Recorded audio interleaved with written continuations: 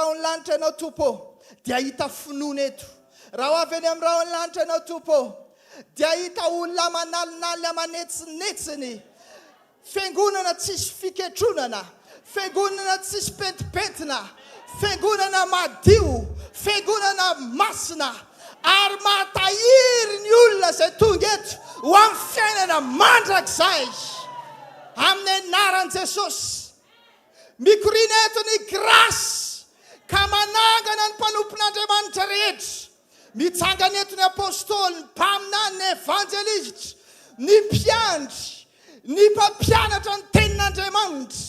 Ireo no ampiasainao atateraka ny olona masina, manomana ny olona amin'ny asa tsara rehetra. Tononiko amin'ny anaran'i Jesosy fa tsy diso anjara amin'izany ity fiangonana ity. Amin'ny anaran'i Jesosy Kristy tompo avy any Nazareta.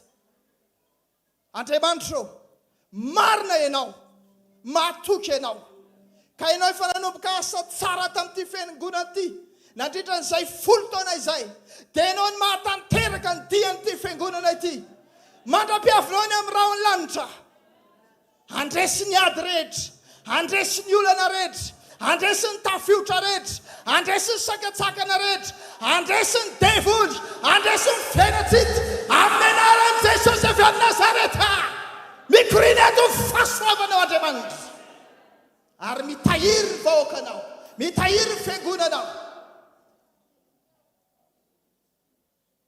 Mitombo amin'ny famasinana amin'ny fiangonana, mitombo amin'ny fatahorana an'Andriamanitra amin'ny fiangonana, mitombo amin'ny herin'Andriamanitra ny fiangonana.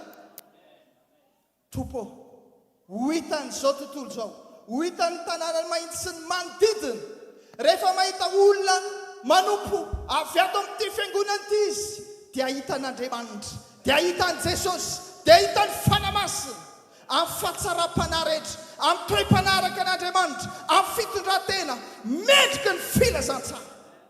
Amin'ny anaran'i Jesosy mikoriana eto izany, petraka eto izany, mitoetra eto izany, noho ny fahasoavan'Andriamanitra. Tsy nerina natanjaka i tompo, fa noho ny fahasoavanao, mikoriana. Ary tononiko ny loharanitsy anapataperana ho amin'ity fiangonana ity. Tononiko amin'ny anaran'i Jesosy fa hitatra ny fiangonana avy avanana, any aloha, any arina, izy zanaky ny fiangonana marobe. Anangona ny vokatra, fa hoy ny teninao hoe efa betsaka ny vokatra, fa ny piasa ny vitsy. Fa androany ihany koa izany noho ny amin'ny finoana dia mangataka amin'ny tompony vokatra, andefa piasa maro, anangana piasa maro ato amin'ity fanompoana ity, ka hanitatra ny ampainday ny fanjakan'Andriamanitra. Amin'ny anaran'i Jesosy, misaotra raiko, makasitraka, vavaka ho an'ny fiangonana sy ny pasteur rehetra izay tonga eto. Tanteraka aminareo izany teny izany, tanteraka aminareo ny vavaka rehetra. Ny fanompona amin'ny anaran'i Jesosy, miakatra amina dimension ambony indray, indrindrandrindra ny ara-panahy. Tononiko amin'ny anaran'i Jesosy, miditra anatin'ny monde surnaturel nareo, miaraka amin'Andriamanitra, miaraka amin'ny heriny, miaraka amin'ny ositra. Amin'ny anaran'i Jesosy, misaotra raiko, makasitraka indrindra, misaotra ny amin'ny fahasoavanao, ahafahako nanao an'izany vavaka izany. Alleluia. Amen. Misaotra tompoko. Thank you, sister. Mankasitraka pasteur sa rehetra, ny pasteur tena tianay be nareo. Mino efa tsika rehetra moa efa mpiara-miasa daholo ny ankamaroany, mbola mitovy fiaraha-miasa sy ny fitiavana. Mankasitraka ny amin'ny vavaka, tarika raha ihany teo fa ny tany amponareo koa dia mino fa pololotra vavaka ho anay. Mino fa izay mangetaheta omen'ny tompo avy telo eny noho ity ny fiangonany, tononona koa izany iverina any aminareo ny avy telo eny. Tahin'i Jesosy daholo tompoka, mankasitraka indrindra mazao toerana indray ary tahin'i Jesosy tompoka.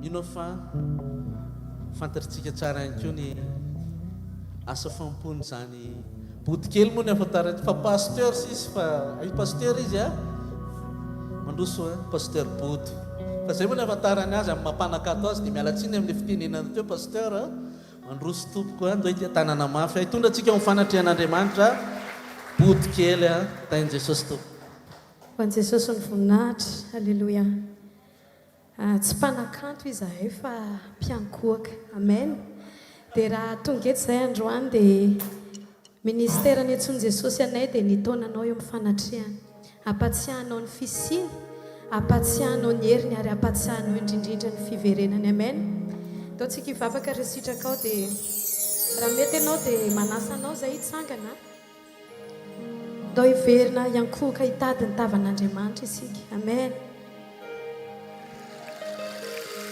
efa nivavakantsika teo efa nideritsika teo fa teteny aminao androany hoe sakafo hatrano ny fonao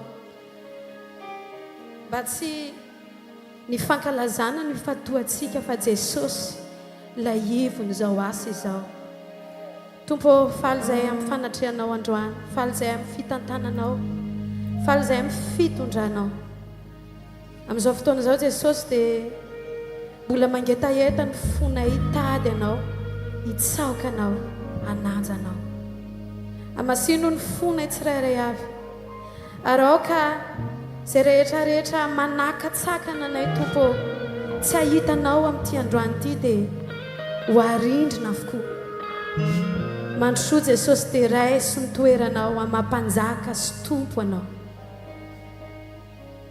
manao favavaka anankiray amin'ity marainty hoe Jesosy hoe mangetaeta ny famanginao manokana androany misafidy ny andrindrina varavarana rehetra Jesosy eo ny varavarany foko akoatra n'izay hidiranao reriany ianao no omeko ny fanapahany amin'ny fiainako ianao no omeko ny fifatoako ianao no andrandraiko Andriamanitra ho hikasika ny fiainako mba ity fotoana ity tompo tsy ho fotoana mandalo fotsiny ihany fa fotoana koa izay anamboarako ny fiainako eo anatrehanao mba ho hitany masonao aho mba ho ao am-ponao aho sandrata Jesosy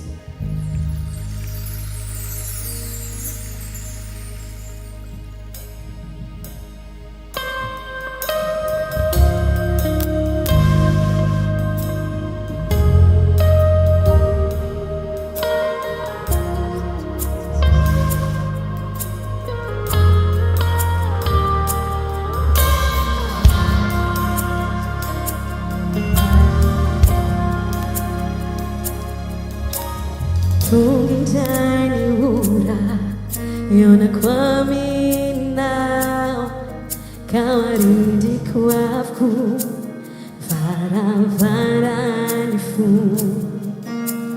Tungindani ura amangina wai tufuoti misiafa tizausianao Apanha tão fiel Kau suri Diluilu não Anenikai Me seu acuindai Kau trunhau Fiz em missa não No tequizia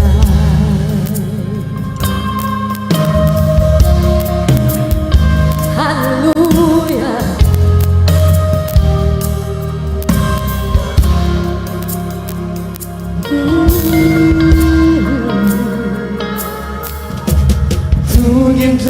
Tungindaniura Yakufaku Kawarindi wafu Farafarafu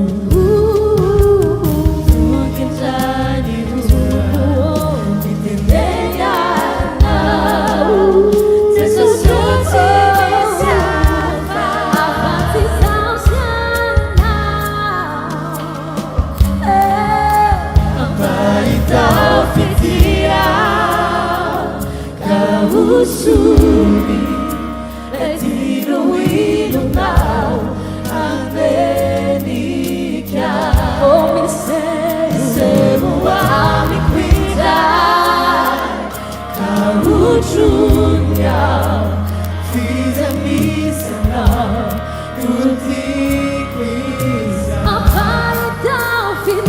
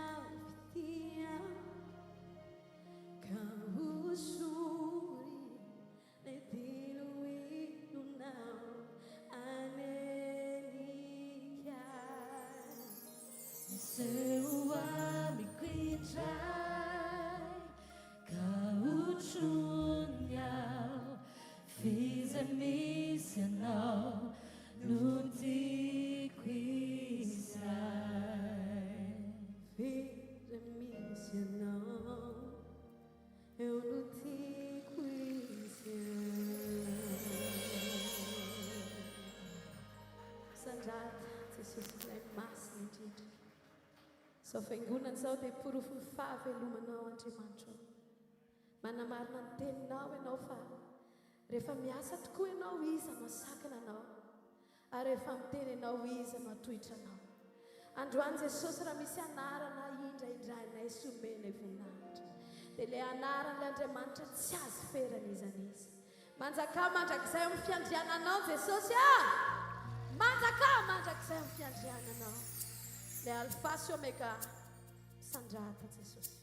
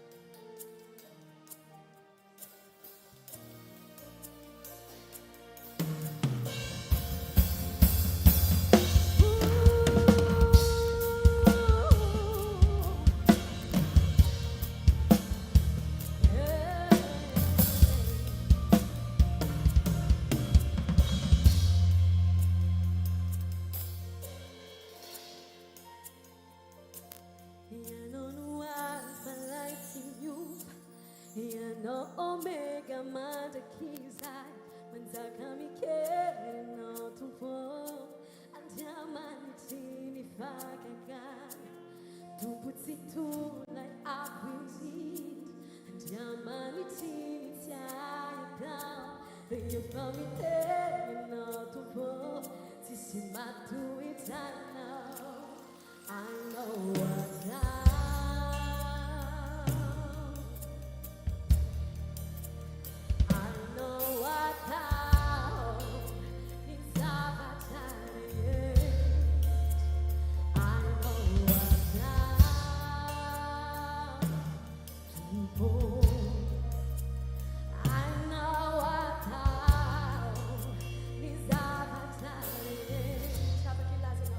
Now, I know what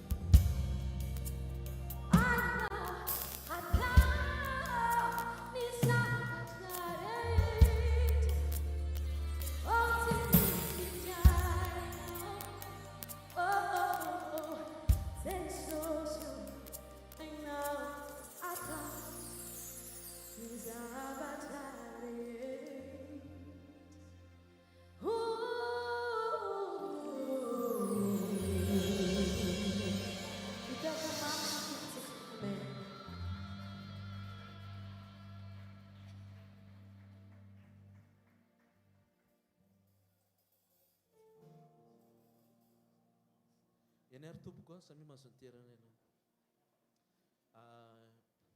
makasitraka tompo efa diva nireny tenin'Andriamanitra sika fa mpanetretena lehibe aloha no itenenako anao hoe dao tsika mba hanaja ny mpitondra atsika dia manana teny kely a ngamery mandroso ndray matopen'ny tanàna manana teny amintsika izy a kasitraka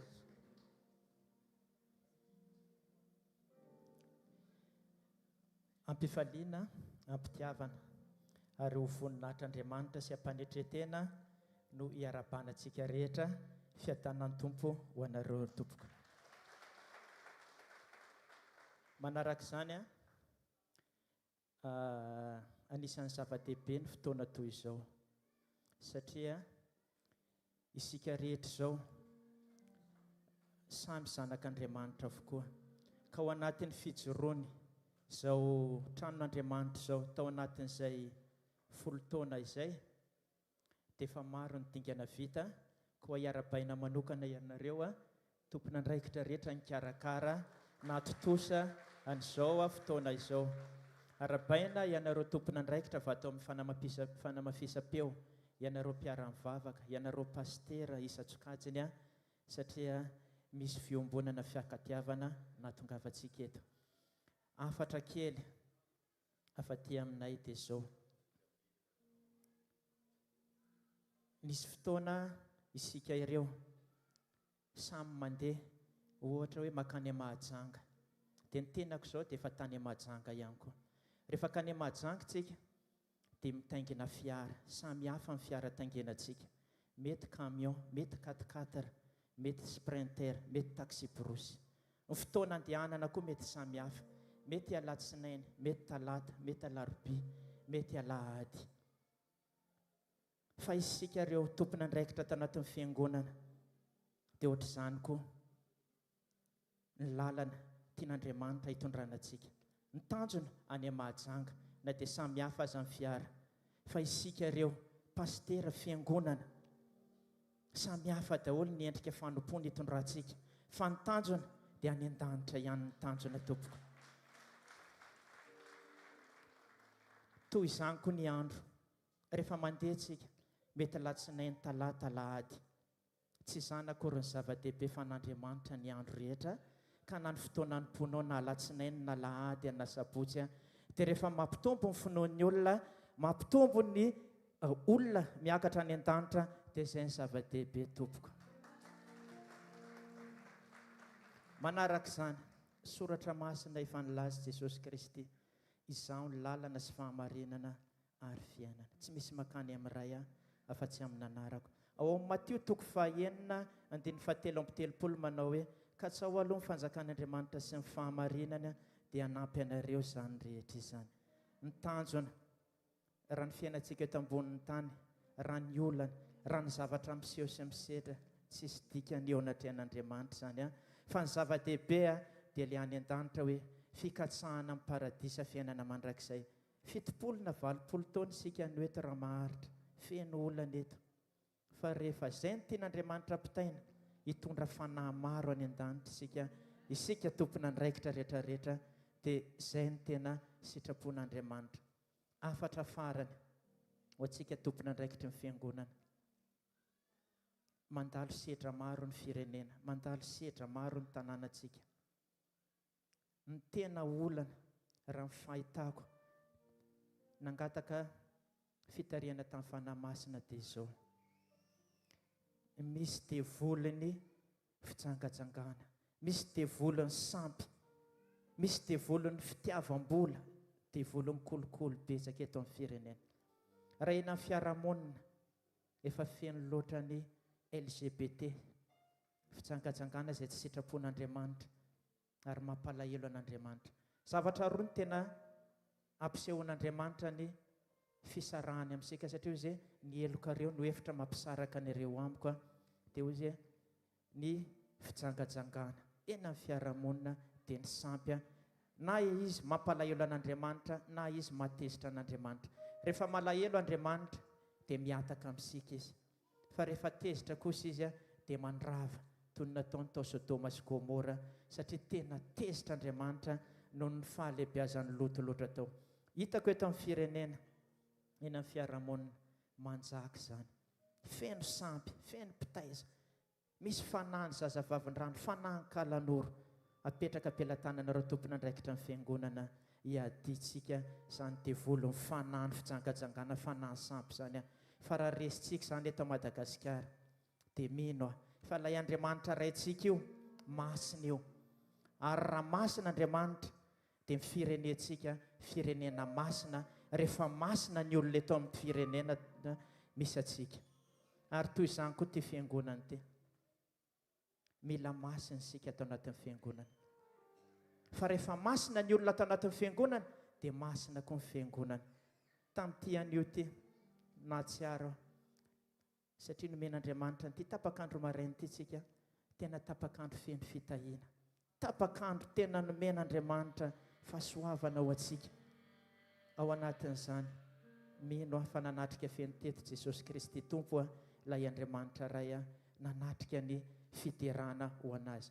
Nisy fitahiana nomena ho antsika tamin'ity an'io ty, nisy fanambinana, fahasoavana, zava-dehibe tsy takatry ny saina. Fa mino fa ny zavatra tena mahafaly an'ny Tompo dia voky voninahitra koa Andriamanitra androany teto amin'ity tempolo ty.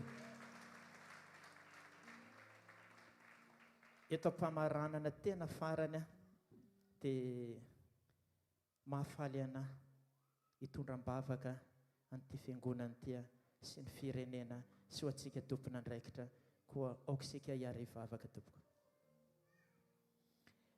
ry Andriamanitra ray Jesosy Kristy tompo, tompony tompo mpanjaka amin'ny mpanjaka, Andriamanitra mahery lehibe mivoninahitra, tompo malalo mijoro eto amin'ity toerana ity ny mpanomponao amin'ity anio ty.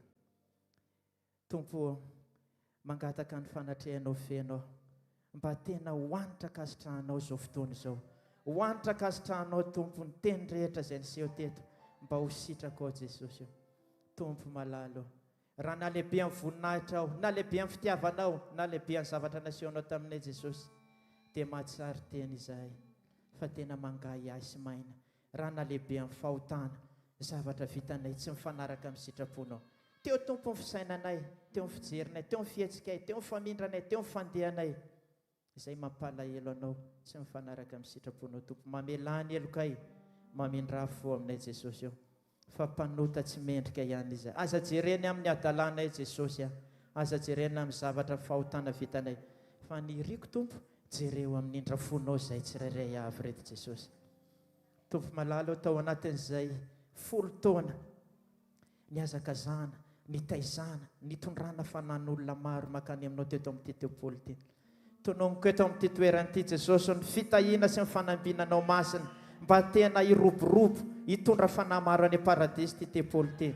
Jereo manokana tompo ny tompona andraikitra sy mpitondra fivavahany, olombelona ihany izay tsirairay avy reo, mety manana ny fahalemena, mety manana ny maha-olombelonanay. Iriko Jesosy omeo fahendrena, omeo ny fitiavanao, tolory saina, tolory fahalalana mba halala sy hahita hoe aiza ny sitraponao Jesosy hitondrana ny vahoakanao ao anatin'izao tempolonao masina izao.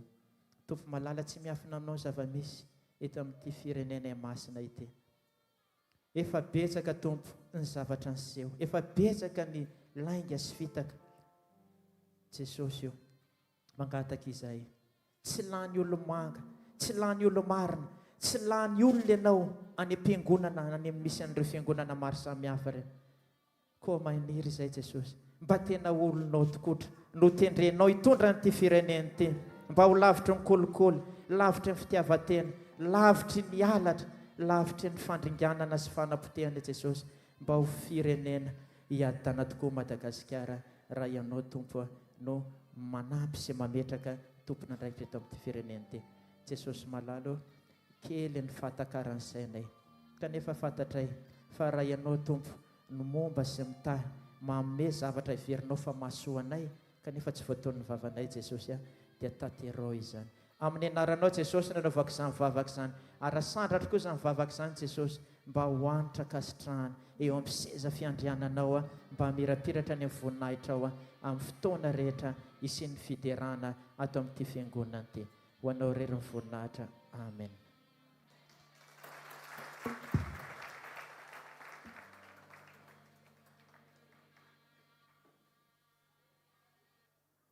Akasitraka ny Andriamatoben'ny tanàna. Zay moa sady efa niara-ny azakazaka ihany taloha pirahalahy, piray tanàna koa zay dia tena faly be fa lany anisan'ny mpanompon'Andriamanitra. Ny mpitondra mantsy ny Baiboly any amin'ny Romanina 13 ihany mpitondra ny tanàna dia klasian'Andriamanitra, mpanompon'Andriamanitra ihany koa.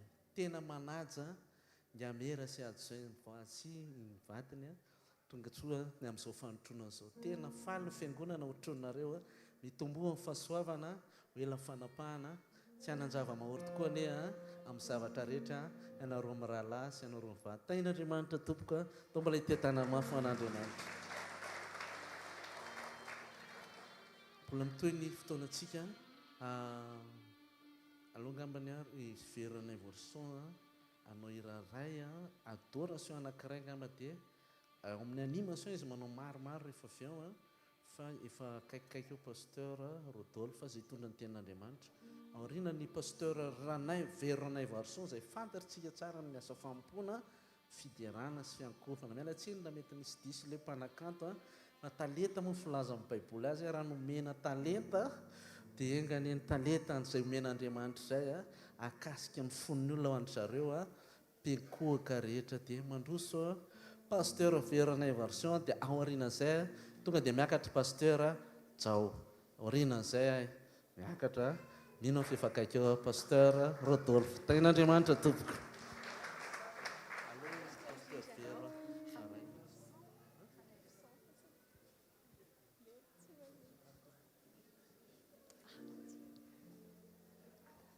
Alléluia.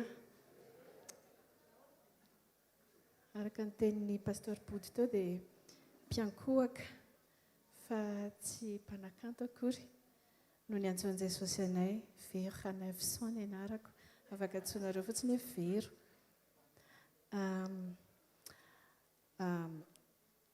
Tiakotsika raha hoe araka an'ilay tenin'ny mpanompon'Andriamanitra teo monsieur le maire hoe masina Andriamanitra dia rehefa masina ny mpino, rehefa masina ny zanak'Andriamanitra dia omem-boninahitra tokoa ny anaran'Andriamanitra. Ary rehefa mandroso amin'izany fahamasinana izany tsika isa-tokantrano dia tonga tokoa ny fanjakan'Andriamanitra ary tanteraka ny sitrapony eo amin'ny firenentsika satria miankina amintsika zanak'Andriamanitra sy ny fijoroantsika no ahatonga an'Andriamanitra hiaino antsika sy hanasitrana ny tanitsika tokoa. Hoy ny apokalipsy 4:9 ka hatramin'ny 10:12 amin'ny anaran'i Jesosy. Fakitsika manao hoe ary ny zava-mananaina efatra dia samy nanana enalitra enavy sady feno maso ny tenany rehetra manodidina ka hatra ao anatiny. Ary tsy mitsahatra andro aman'alina izy manao hoe masina, masina, masina ny tompo Andriamanitra tsy toa ilay taloha sy ankehitriny aro avy. Ary ny zava-mananaina hanome voninahitra sy haja ary fisaorana ho an'ilay mipetraka eo ambony seza fiandrianana dia izay velona mandrakizay. Dia iankohaka eo anoloan'izay mipetraka eo ambony seza fiandrianana ny lolona 420 ka hivavaka amin'izay velona mandrakizay dia hanipy ny satroboninahany eo anoloan'ny seza fiandrianana ka hanao hoe ianao tomponay sy Andriamanitray no mendrika andray ny voninahitra sy ny anja ary ny hery fa ianao nahary ny zavatra rehetra ary noho ny sitraponao no nanisy sy nahary azy. Noho ny sitrapon'Andriamanitra no nanisy n'izao zavatra rehetra hitany masontsika izao. Ary hoy ny teniny hoe ny voninahiny hozy izy dia ho azy irery ihany fa tsy ho an'ny hafa. Ka mandrakizay dia ho averintsika ho an'ilay mpanjaka ny voninahitra sy ny dera ary ny fanandratana rehetra ao anatin'izao hiri izao hoe mendrika indrindra ianao ilay zanak'otrin'Andriamanitra. Andaontsika hiaraka amin'ny anjely hiaraka amin'ireo olona 420 anao tahaka azy ireo dia anipy ny satroboninahitsika eo anatrehan'ilay velona mandrakizay dia Jesosy Kristy ilay zanak'Andriamanitra. Alleluia.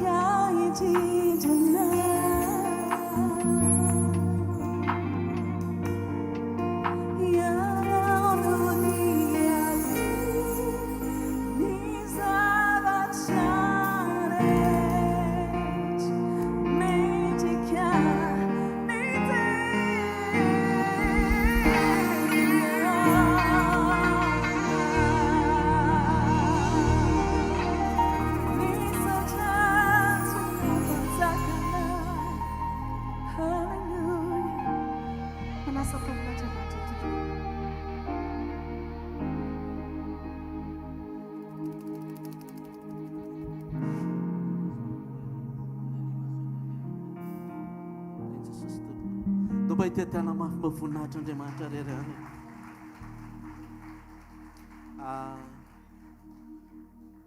Faly miaraba ny mpanompon'Andriamanitra koa moa izay tonga soa pasteur Dafne Rivo Rodolphe sy ny vady aman-janany izay tonga soa eto dia mbo tsy hitanana mafy mba voninahitra Andriamanitra fahatongavan'ny zareo.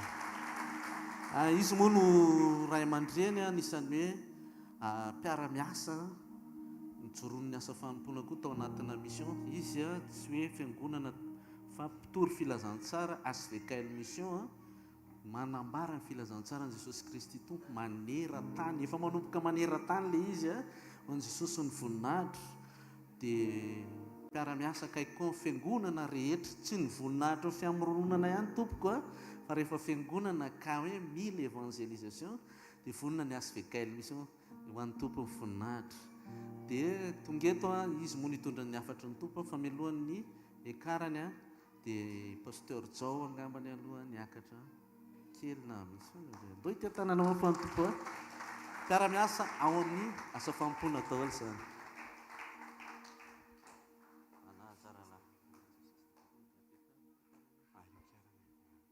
Bekariko izy tatsika hitehaka mafy tsara ho an'i Jesosy mamerina ny fiarabanantsika tsiraray avy tonga eto androany maraina. Mintsika fa ny fiombonatsika fifaliana amin'ny fiangonana, amin'ny pasteur sy ny mpiara-miasa eto, ny amin'ny ny tahian'Andriamanitra sy ny tehirizan'Andriamanitra ny asa fanompona nandritra n'izay 10 taona izay dia ho ankasitrahan'Andriamanitra satria faly amin'ny fahamarinana isika. Saotran' Jesosy ary miaraba ny pasteur Solofo sy ny ekipa na tratra soan'izao 10 taona niarahana tamin'Andriamanitra izao. Tan Jesosy indrindra betsaka le tsodransy vavaka efa nataon'ny pasteur rahalahy teo fa tsy haritra nefa tsy araba satria faly ny amin'ny zavatra ataon'Andriamanitra. Miaraba ihany koa ny ray aman-dreny mpitandrina pastora Dafne Rivo Rodolphe sy pasteur Viviane, ary miaraba antsika rehetra ihany koa Tsakanavaka. Misy taretsy vaovao eto misy pasteur zay eto nitaingina 4 manofahofa sainy zay tany Manakara. Ao izy eo mpanao rallye de miracle zay tamin'izany. Ao misy taremety eo tsy fantatra ihany koa fa faly miaona aminareo tsiraray avy androany satria sitraky ny tompontsika mbo mpiaonany i-célébrer an'Andriamanitra ny amin'ny 10 taona ny fiangonana. Tsy célébrer fiangonana tsika tonga eto tsy célébrer pasteur tsika, tsy célébrer anniversaire akory ary fa i-célébrer an'Andriamanitra tao ambadika le 10 taona sy izay mbola taona omen'Andriamanitra. Alohan'ny karaha-mpanompon'Andriamanitra dia teny anaky 3-4 eo angamba no vakiko. Jauna 10 andininy 70. Raha tiana ho fantatra ny tsy ambaratelon'ny fijoroan'i Jesosy nahatonga azy tsireraka teny ampiatrena ny asa fanompona ary tsiraraka teo mpanaovana amin'ny fiazakazahana dia io verset io Jauna 10 andininy 70. Zavatra mahavariana ndray mandeha ny teneniny l'izy nefa manandanja be, tsy zay tenenina be dehibe zany fa le teneniny manandanja ngeza be. Raha za zao no tiako hita ao anatin'ny Baiboly dia resaka sakafo no tena tiako hita ao. Vao manokatra dia ny sakafo ny tompo nampitombo mofo dia avy amin'ny filan'ny kiboko hitory fa Andriamanitra ny sakafo izy. Za te hiteny aminao, tsy Andriamanitra ny sakafo izy fa Andriamanitra ao. Za fotsiny mafana fo dia lasany amin'ile mandresy lahatra le zaraiko. Mody ataoko hoe sakafo fa vola le tiako tenenina. Jauna 10 andininy 70. Hozy izy Jesosy, za sy ny ray dia iray ihany.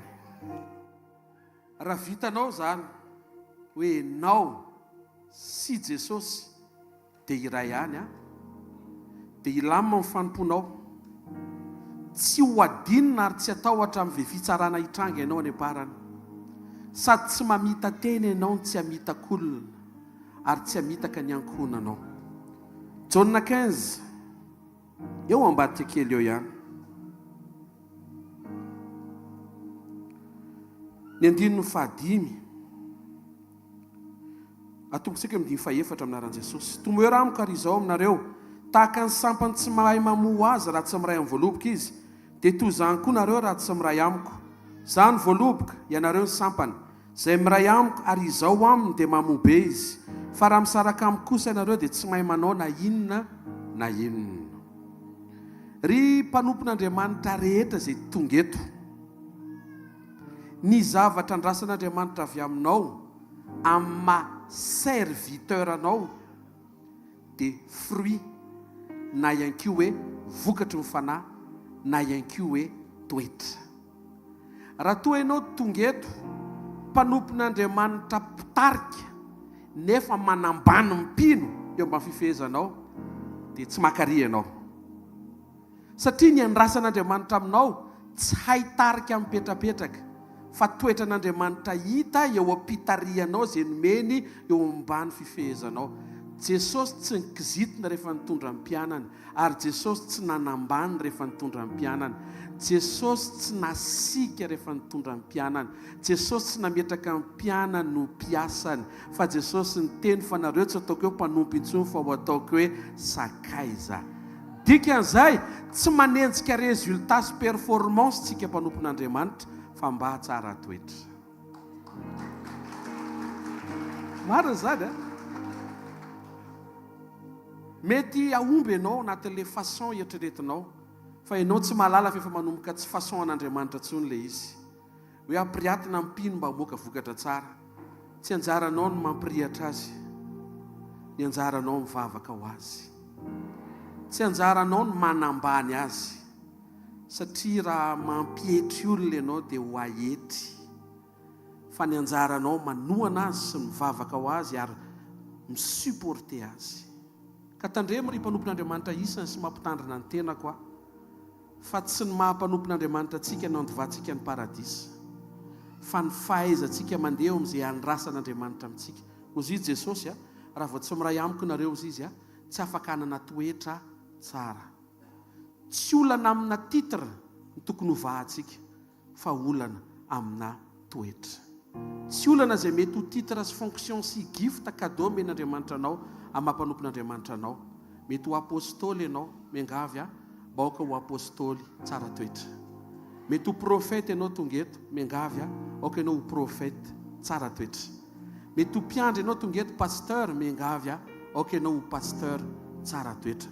Mety ho mpampianatra ianao tonga eto, miangavy aoka ianao ho mpampianatra tsara toetra. Raha toka evangelista ianao tonga eto mpitoro filazantsara, miangavy aoka ianao ho mpitoro filazantsara tsara toetra. Tsy mampitahotra ny olona eny an-tsena amin'ny elo, mampafantatra ny hatsaran'i Jesosy sy ny lanitra.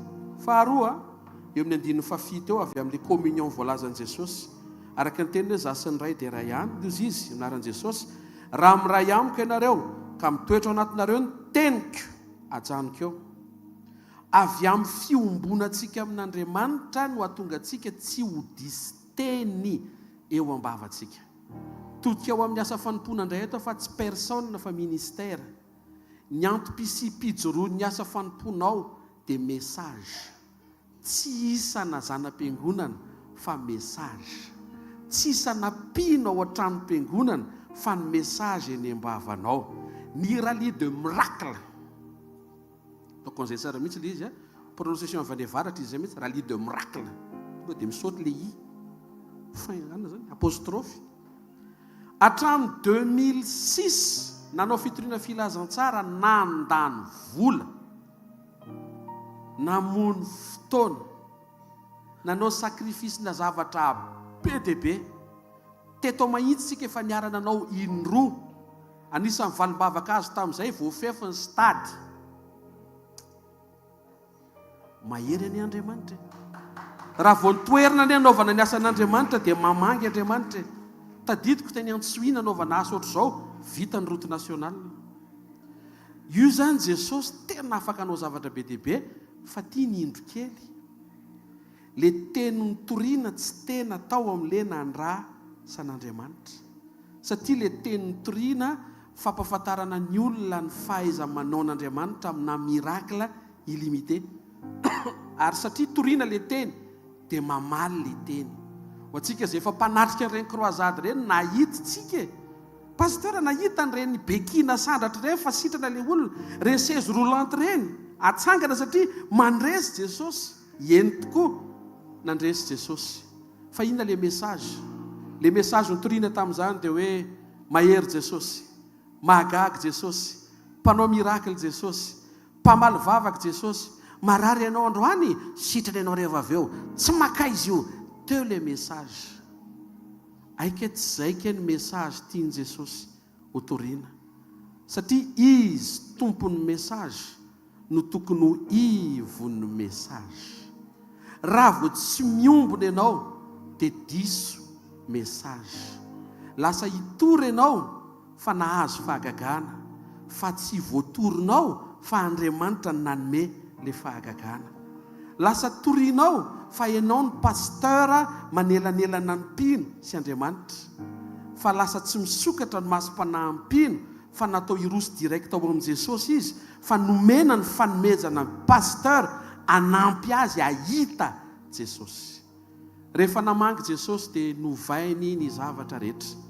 Navery no araka ny sitrapo no lasa message Christocentrique.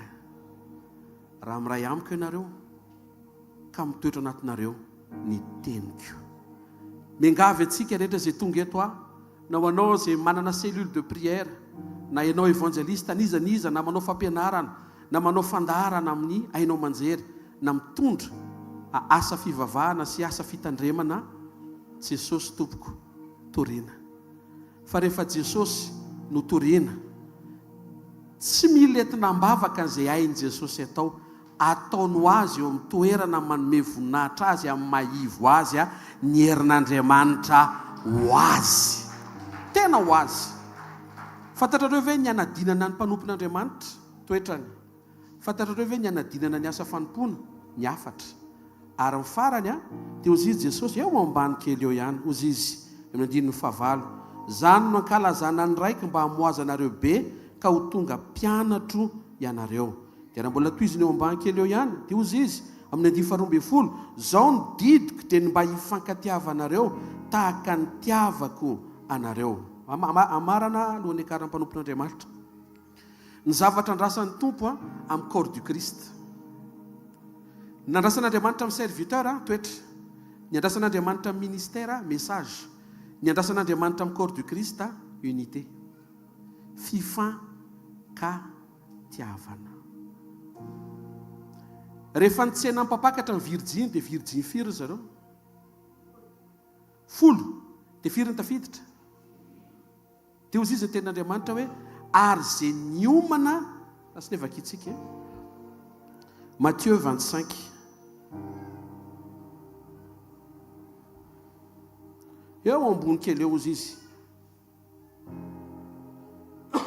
Andininy fahafolo. Avereno hoe mila mifankatia ny fiangonana hoe. Avereno mila mifankatia ny fiangonana hoe.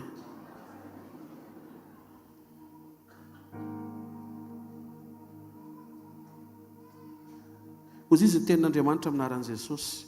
Ary mbola lasa nividy ny virgin 10 dia tonga mpapakatra. Ary izay efa niomana dia niara-niditra taminy tao fampakaram-bady ary dia narindrina ny varavarana.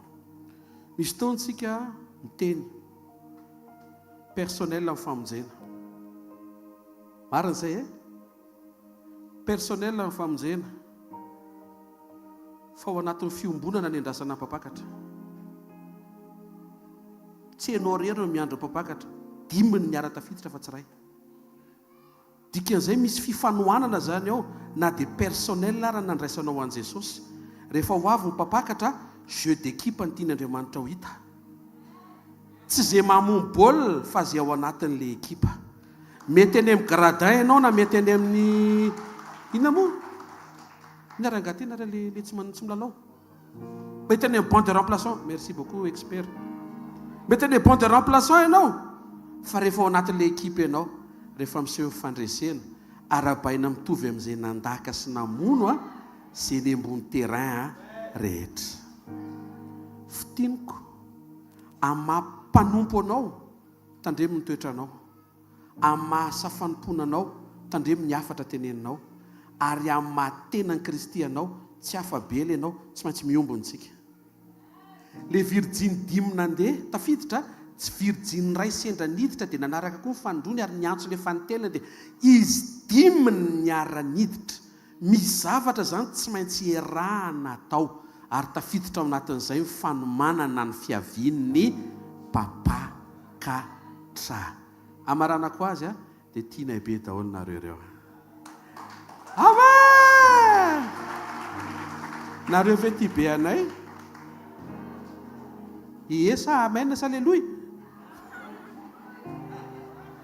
dao tsika hitsangana anao vavaka ary ho eto anatrehan'i Jesosy ny fonao amin'ny mahampanompon'Andriamanitra anao dia ho eto anatrehan'i Jesosy ny toetranao ao anatina asa fanompony ianao eto anatrehan'i Jesosy ny afatra entinao na iza naiza ary amin'ny mahisan'ny tenany Kristy ianao mangatao amin'i Jesosy mba ho resy ny fifampiandaniana ny fisaratsarana fa ho tanteraka ny fiombonana ny fiangonan'i Kristy miandry ny fiavian'i Kristy papakatra raha amin'ny anaran'i Jesosy Kristy avy Nazareta verina eto anatrehanao zay miaraka amin'ny fo mavesatra tery te hiaina ny fahatanterahany teny zay menao anay mampanomponao anay a vavak'izay mba ho tafajoro ny toetra anay anome voninahitra anao amin'ny fanahafanay anao amin'ny mahasa fanomponanay mba ho voahintsy ny afatra eny ambavanay anondro anao sy anambaranao ary amin'ny mahisan'ny tenany Kristy anay mba hiaina fiombonana amin'ny tenany Kristy amin'ny fahafenoana izay tsy saratsaraka tsy fampiandany ho tahaka ny virjiny dimy endry niara-niomana niara-tafiditra ary niara-niaona tamin'ny papakatra mankasitraka sy misaotra raha eo amin'ny anaran'i Jesosy Kristy avy Nazareta ianao no mangy anay amin'ny alalan'ny teny androany atoandro ianao no mangy nisa tokantrano sy nisa ambatan'olona ho fitaopitahiana ho anay ny fotoana eto amin'ny fanatrehanao amin'ny anara maheran'i Jesosy Kristy avy Nazareta amen andao tsika hiteka mafitsara ho an'i Jesosy ary andray ny tenin'Andriamanitra ny ambava mpanompony voatendro antsika androany indray ho voninahitry'Andriamanitra irery any teka mafy be ho an'i Jesosy alleluia voalohanteny amin'ity tolakandro ity dia tesotrany Jesosy manokana ny amin'ny fandrosoan'ny fanjakany eto Mahitsy isorana azy ny amin'ny tombotsoampasoavana nomeny na vorolanina tsika menakafo tonga eto amin'ity toeran'ity anome voninahitra n'Andriamanitra fa zany folo taona zany folo taona pasteur folo taona zany tsy mora ny netrehanany zany betsaka ny fanoherana fa asan'Andriamanitra no atao betsaka ny fanakorotanana tiany devoly atao tsy hahafahan'ny asan'Andriamanitra mandroso fa matsiaro ny teny mpamarinan'i Jesosy hoe indro zao ombanao mandrakariva mba raha-patonga ny fataperan'izao tontolo zao no Jesosy miaraka amin'ny Jesosy satria eo Jesosy no ny fiarovany Jesosy dia toy izao ny fiangonan'i Jesosy Kristy androany ndao ity tanana mafy be eo amin'ny mpanjaka ny mpanjaka tsy tompony tompo alleluia alleluia faharoa miaraba anizy mivady pasteur Solofo sy ny ekipa rehetra voninahitry ny famoronana ihany koa izay natateraka sy natotosa ny fiazakazahana nandritra n'izay folo taona izay mbola be dia be ny miandry fa voafanombohany zany folo taona zany ohatrany hoe vao nateraka izany ny fiangonana arakaraky ny androson'ny révélation ampahafantaran'i Jesosy ny tenany eo anivon'ny fiangonana Jesosy Kristy lohan'ny fiangonana anie tanteraka ny fikasany rehetra eo amin'ny fiainam-panompona sy ny fiainan'ny fiangonana amin'ny ankapobeny androsony ara-panamba tsy ho diso lalana hitondra ny afatra marina anomana ny fiangonana ho ao amin'ilay fanovam-pitafiana farany hitsenanany papakatra mba tsisy petina na fiketronana ny toy izany ny fiangonana karan'i Jesosy makasitraka ny amin'ny ezaka ny amin'ny foa, ny amin'ny filofosana trany a, ny amin'ny vavaka, ny amin'ny fandrosoana ao amin'ny teny fahamarinana, ndao itiatanina ho an'ny tompo a, ny amin'ny fitehirizany zanany a, ao anatin'izany rehetrarehetra zany. Fahatelo a tsy hainay koa ny angina lohan'ny vavaka, satria ny farany mantsy ny lehibe no ny voalohany. Jesosy Kristy nometsika voninahitra ngeza be indrindra androany ho antsika mpanompon'Andriamanitra rehetra. Eto atoerana manodidina ny mahisy a, mety avy any ivelan'ny Antananarivo ihany koa tonga eto a, manerina Madagasikara ny ao anatin'ny mission ihany koa tonga eto a, isorana be dia be ny mpiara-manompo rehetra efa nisy tonga taty hatramin'ny alina, ny karakara nanatanteraka ny asa taty na amin'ny fanomanana ny zavatra rehetrarehetra, isorana nareo rehetrarehetra izay nasaina tonga namaly ny antso. Tena hita tokoa hoe zay le tenan'i Jesosy Kristy iray miombona ao anatin'ny tafika anankiray ampandresy ny fanjakan'Andriamanitra eto an-tany. Mino aho fa le Andriamanitra tsy mba tsy marina, izy tsy mba nadino ny asa tsara rehetra zany. Ary zao fiombonana sy firaisan'izao ane a, atonga n'Andriamanitra hiasa mahery hatrany a, amaly fity mihoatra hatrany a, ny amin'izay dingana rehetra tokony hitondrana amin'ny fiangonana ihany koa tsy raha avy eto mahitsy sy manerina Madagasikara amin'ny ankapobeny mihitsy ho voninahitry ny anarany. Ndao ity an-tanina ho andreo pasteur malalantsika, reo apôstôly, evangelista, prophète, docteur, zay tonga eto sy te an-tanana mafy ho an'ny tenan'i Jesosy Kristy sy ny ministera zay tonga eto. Ary ny farany fa tsy kely indrindra ho an'ilay tokana mitoetra amin'ny seza fiandrianana, lay masina sady marina no mendrika, lay ho avy tampoka apakatra antsika tsirairay avy, ary tsy tokony hoe toy intsonontsika zay nidingana faran'izay tsara indrindra ilifosantsika ao anatin'ny fotsika ao, ny anome voninahitra azy, ny tsaoka azy, ary ny anandratra azy eo amin'ny toerana mendrika ny mahampanjaka azy. Jesosy Kristy mpanjaka, ny mpanjaka sy tompony tompo. Ao fofany amin'ny lanitra ny tananao dia sokafo ny vavanao. Raha misy voninahitra, raha misy dera, raha misy haja Jesosy io, tsy ho an'olombelona nizaniza, tsisy olona anankiray atao anatin'ity fivoriana ity ka mendrika andray an'izany Jesosy, fa oka ny anaranao rery fianao niaritra teo amin'ny hazo fijaliana ho anay 2 taona lasa, tsy manana mpamonjy hafa zahay, fa ianao no nomboana teo amin'ny hazo fijaliana, ianao niaritra teo amin'ny hazo fijaliana, ny ainao no nataonao fanatitra ho sanda sy tombambidy avo lenta namonjenao anay. Raiso ny voninahitra androany maraina, raiso ny dera amin'izao sy minitra sekondy zao, atolotra ianao rery zany mandrakizay zany raha mipololoto avy ao anatin'ny fonay, fa mendrika ho anao ny fiderahana ambony indrindra, fa iza ny tahaka anao amin'izay Andriamanitra, dia raina ny fahatahorana, mpanao fahagagana, mpamorona n'izao rehetra zao, mpiano fiainany zanak'olombelona, tia mamonjy ny olona, ary mora azo amin'ny andro fahoriana lay mpanjaka anay sady tianay. Avy Jesosy Tompo, mangeta hitanao ny fananay sy ny fonay, ary miandrandranao ny ao anatinay, mitenena aminay amin'ny titolakandro ity, fa tia andre ny feonao zay amin'ny anaran'i Jesosy. Amen. Nasy tia tanana mafy orakoraka ho amin'ny mpanjaka antsika. Alleluia, alleluia. Mazo ho toerana tompoko. Rehefa hiteny Andriamanitra dia tadidio fa nanomboka hatrany amin'ny geresisy Andriamanitra, dia tsy niainga amin'ny zavatra efa misy Andriamanitra. Fa Andriamanitra rehefa miteny dia misy zavatra tiany atao, tsy voatery mbola mety aminao na efa misy eo amin'ny fiainanao, fa fahamarinana tian'Andriamanitra atao le izy. Ary mamaky an'Andriamanitra raha tiantsika ho fantatra ny fiangonan'i Jesosy dia tadidio, tsy misy akoatry ny fananany antoka, fa raha nio izy niverina dia isan'izay ampakarina ny fiangonana. Androany hariva, androany atoandro ary mamela izara nyity teny mpahamarinana ity, dia ilay teny nampitondraina ny lohateny hoe ny zavatra andrasan'i Jesosy amin'ny fiangonana ampakarina. Ny zavatra lehibe indrindra andrasan'i Jesosy ho an'ny fiangonana akarina. Mangataka tonga dia hovakitsika ny teny izay andraisantsika fampianarana androany ao amin'ny jaona toko faefatra manomboka amin'ny andiny fadimy ka hatramin'ny andiny fatelopolo dia tsy janontsika hatramin'ny farany.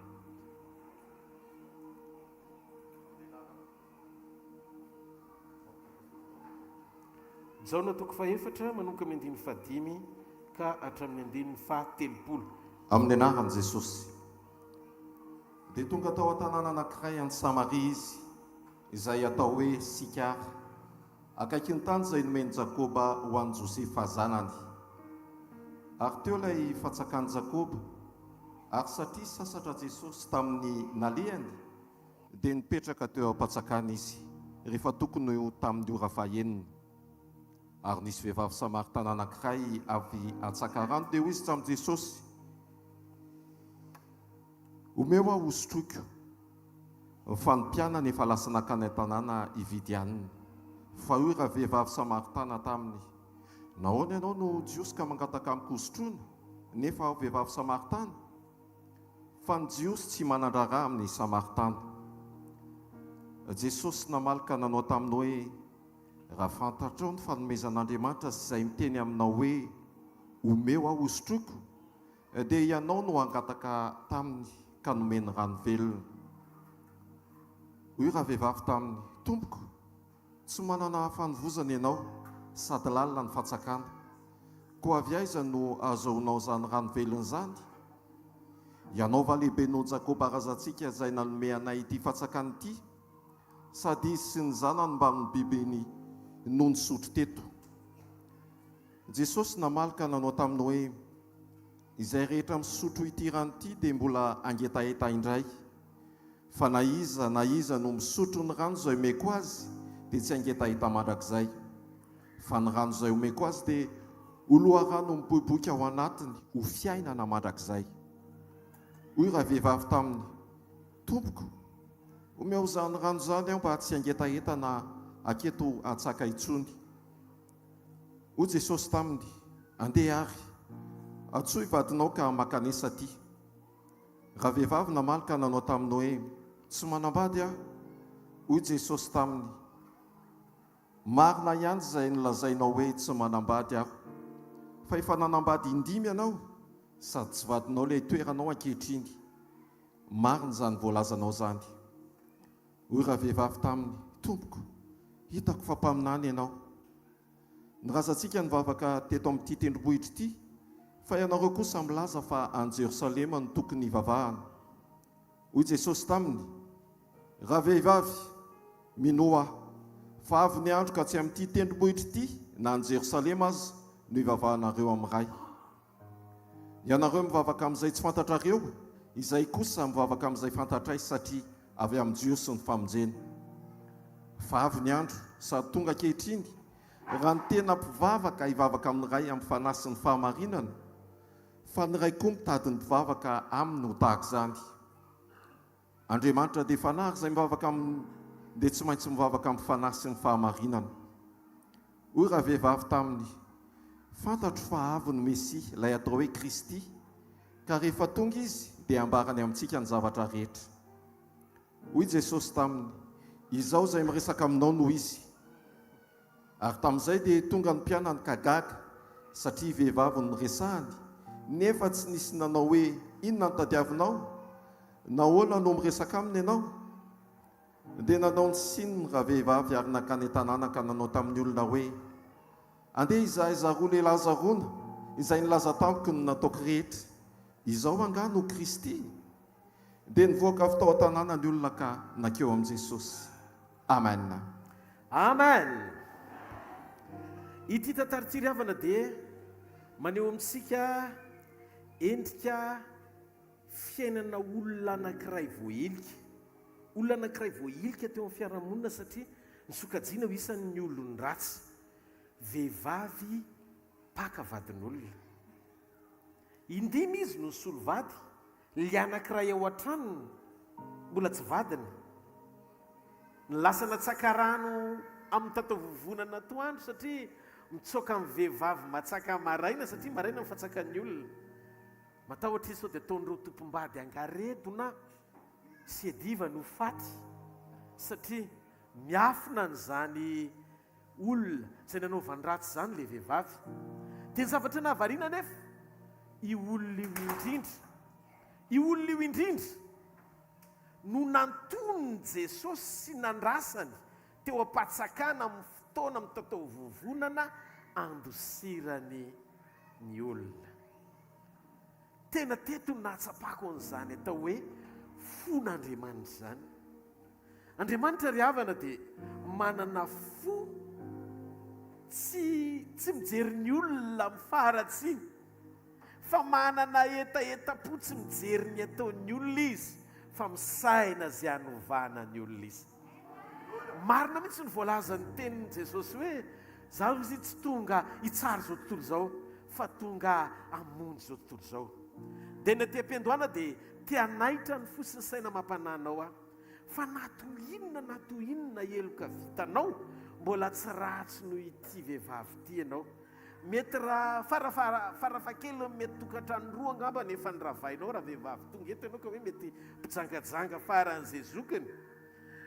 Dia teteny aminao tsy mifaharatsianao no mahatonga sakana tonga an' Jesosy tsy hanova ny tantaram-piainanao, fa raha eto izy amin'izao ora sy minitra izao androany maraina afaka natenitsika na iza zay ratsy na ianao zay tsy mendrika, fa anio miara-miona amin'i Jesosy etsika areto ny hanovany Jesosy ny tantaram-piainantsika rehetra. Aleloia! Zany ry havana ny zavatra tena tonga dia misongadina voalohany hitan'ny masoko eo amin'ny tantaram-piainan' Jesosy rehefa tonga hamonjy ny olona izy. Ny zavatra anankiray faharoa, Andriamanitra dia tsy mametraka ny lanjan'ny arena sy ny vola ho isan'ny marim-paneho-pamantarana ny olona anankiray ahatonga azy ho ankasitrahan'Andriamanitra. Satria raha ny fandiniana n'ity tantara ity dia zao hoe matoa miovaova vady foana ity vehivavy ity, dia ao anatin'ny voafatitsy ny arena nga na tsy fampinany mety mahatonga azy ho tonga olona miaina ao anatina tsy famendrena tahaka izany. Diky fa ny lanjan'ny fisian'ny olona anankiray eo mason'Andriamanitra dia tsy miankina amin'ny habetsahany zavatra ananany, fa ny fisiany fiatraikan'ny fiainany amin'ny mahafantso mpamonjena ny hafa azy. Vao avy niona tamin'i Jesosy ity vehivavy ity, mety vehivavy sahirana izy, fa niova fo izy taorian'ny fiaonany tamin'i Jesosy, ary te hilaza aminao tsy ny toetra ratsy nataony ny sakana natonga an'i Jesosy tsy hoe ho aminy, fa Jesosy mahita ny ao anatiny hoe olona tsara izy, fa tiany devoly saromana ao ambadiky ny filan-dratsy sy fitiavana diso lalana ny anakanana azy tsy ho tonga any amin'ny anjara voatendriny. Reny olona hitantsika hoe miaina ao anaty faharatsiana sy miaina ao anaty oto reny, tsy olona tapitry ny hoe atao hoe olon-dratsy daholo reny. Misy fahatsarana miafina ao anatin'ireny olon'ireny, fa mila mahita an' Jesosy amin'ny alalantsika tsirairay avy izy. Fa hitanareo, zay toety zay ny tian'Andriamanitra ho lalipaka ao anatintsika mpanompon'Andriamanitra. Tsika mpanompon'Andriamanitra tsy mba nomentsika alalan'Andriamanitra mba afaky ny asa amin'ny alalan'ny fijoroantsika anovan'ny hafa. Problema onivon'ny fiangonan'i Jesosy Kristy amin'izao ny faran'izao, tsy mba nomenao fahafahana le mpino voatonga aneo ny fahadisoa ny hitondranao mambavaka azy, fa voatonga izy dia tianao ahatratra ny dinga mpiovanao iseho amin'lendriky ny fahatsaranao, dia victime izy amin'ny fitsaranao, zay mahatonga azy tsy ao an-tranon'ny ray androany, tsy ao an-tranon'Andriamanitra androany, tsy ao amin'ny tsy atao am-piangonana androany, satria ianao tsy nanam-paharetana tahak'izay ny aretan'ny tompo tamin'ny fiovanao.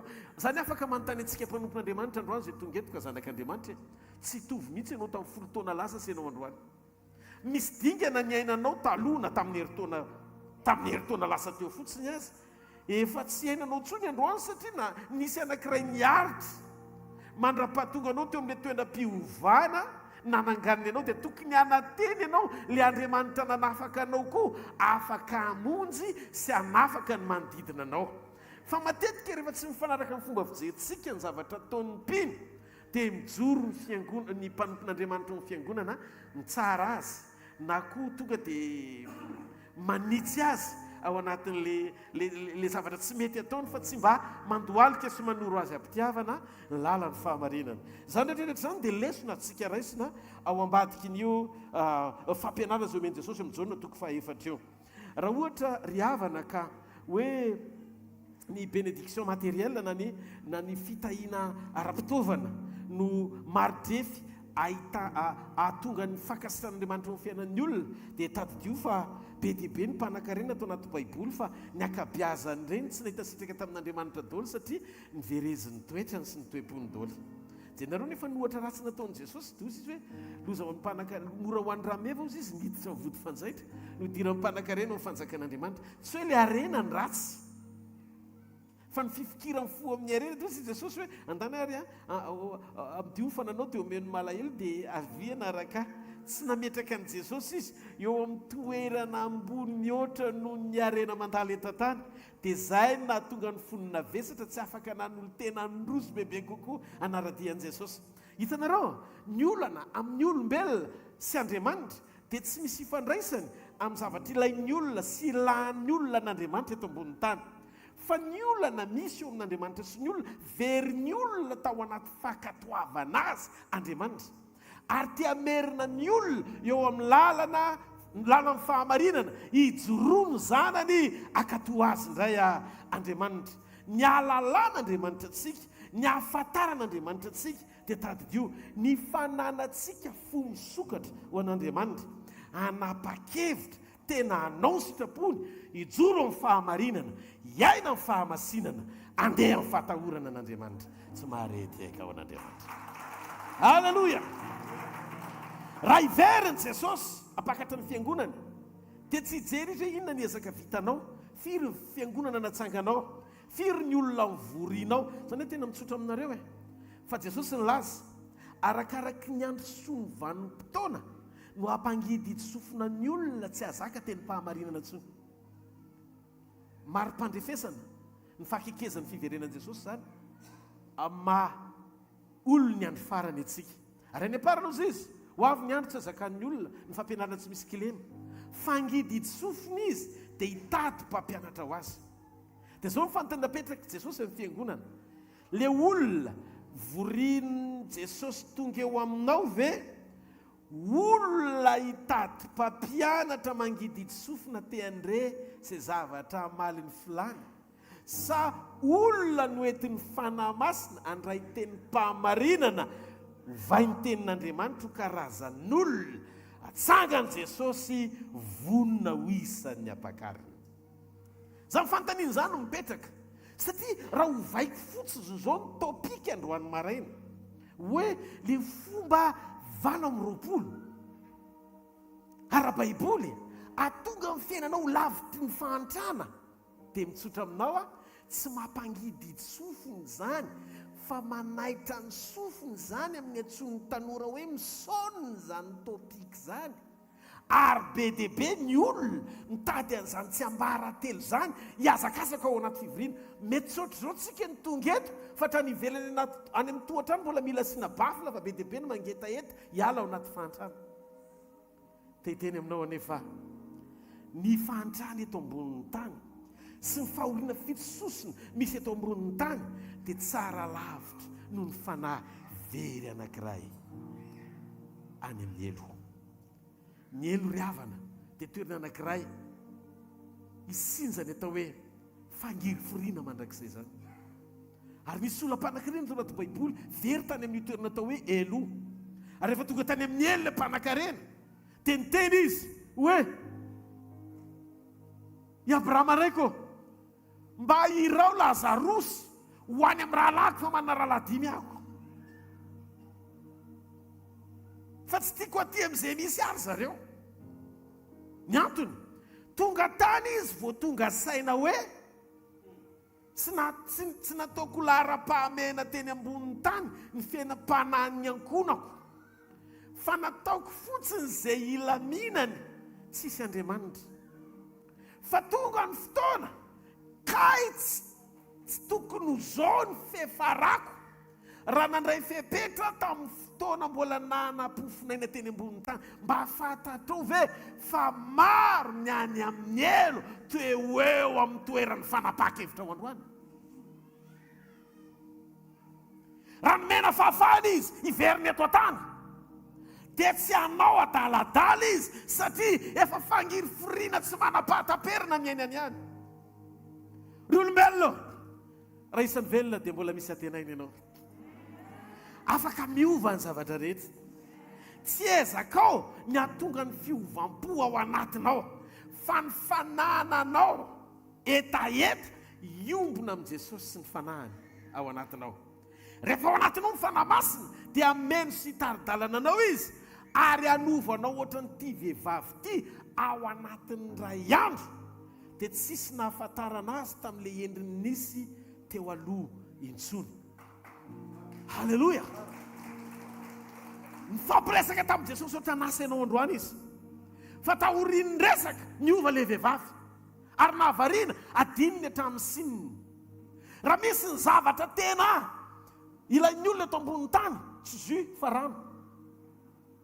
Ny rano mifototry ny fiainany ary matona tsaka rano izy tsy sotrony any an-trano fa adininy hatramin'izay rano sotrony any an-trano tahorin'ny fionany an' Jesosy satria le loha rano ny bohibohika tsy mety rita ary mahafaka etaita mandrakizay niona tamin'ny vehivavy io. Alleluia.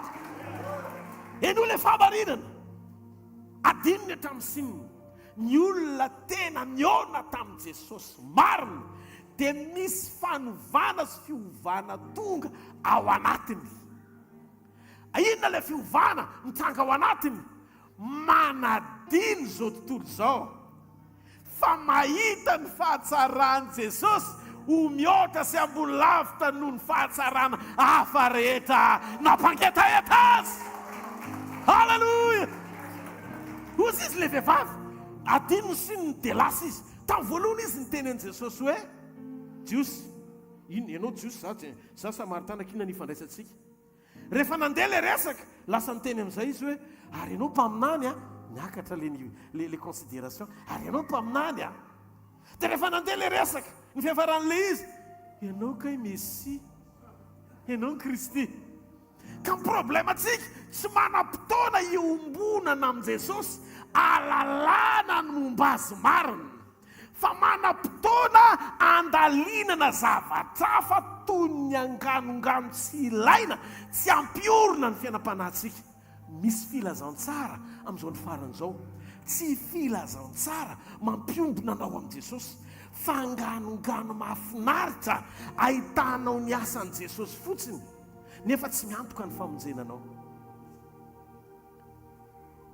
Androany maraina tsy fantatronareo fa tsy aleto raha tsy miona amin'i Jesosy. Tsy aleto raha tsy miona amin'i Jesosy. Misy dingana nalalantsika azy hatramin'izay fa misy dingana tinisehoana mbola tsy nahalalantsika azy mihitsy. Noho izany mila mandrositsika miresaka aminy. Mila mandrositsika miresaka aminy. Tsotra ny mivaliny. Raha Jesosy androany maraina no nijoro teto, inona ny zavatra nitoriana? Inona ny zavatra nitoriany Jesosy?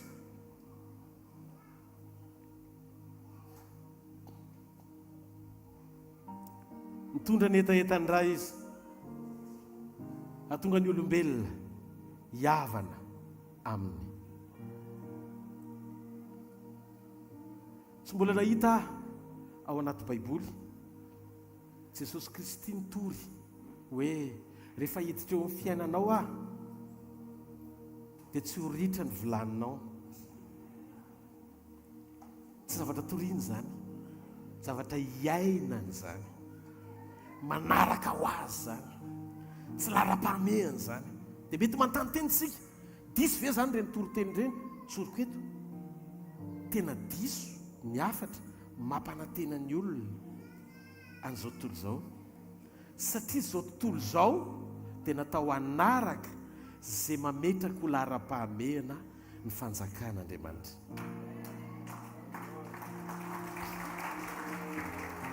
Averiko indray nisy fotoana Jesosy niteny tamin'ny mpianany, mandehanareo izy dia torio ny filazantsara amin'ny olombelona rehetra. Dia inona ilay filazantsara? Ampidiritsika eo daholo ny filazantsara zany arena filazantsara zao tsy filazantsara Kristy namonjy antsika tamin'izony lalàna ary noho ny fahasoavana dia afaka iaintsika sy sitraka ny fahatsarana tamin'izay zavatra rehetra nataony ho antsika ka ny aretany teo amin'ny azo fijaliana ho antsika. Korintiana faharoa toko fahavalo ny andiny fasivy fantatrareo rahalahy ozy izy ny amin'ny Jesosy Kristy fa ny ampahoriana azy dia ny mba hatonga antsika ampanakarenanareo ny alahelony. Dia betsaka amin'izao ny filazantsara mampitodika sy manentana ny olona hoe Kristy Jesosy dia mitanao rehefa manao fanatitra ohatr'izao ianao. Rehefa ianao zay ny manao sakrifisy dia mampitsangana n'Andriamanitra ny seza fiandrianana amaly ianao. Dia mety ho taitra fa tsy filazantsara zany fa fanompo-tsampy zany. Pasteur Rodolphe, mafy loatra ny zavatra teneninao zany. Anazava aminao amin'izay ary atsangany ny tanan'izay ty andre tena anazavako aloha izy amin'ny antsipoliany. Fa manina no miteny hoe fanompo-tsampy. Fanontaniana petrako aminao rahalahy sy anabavy.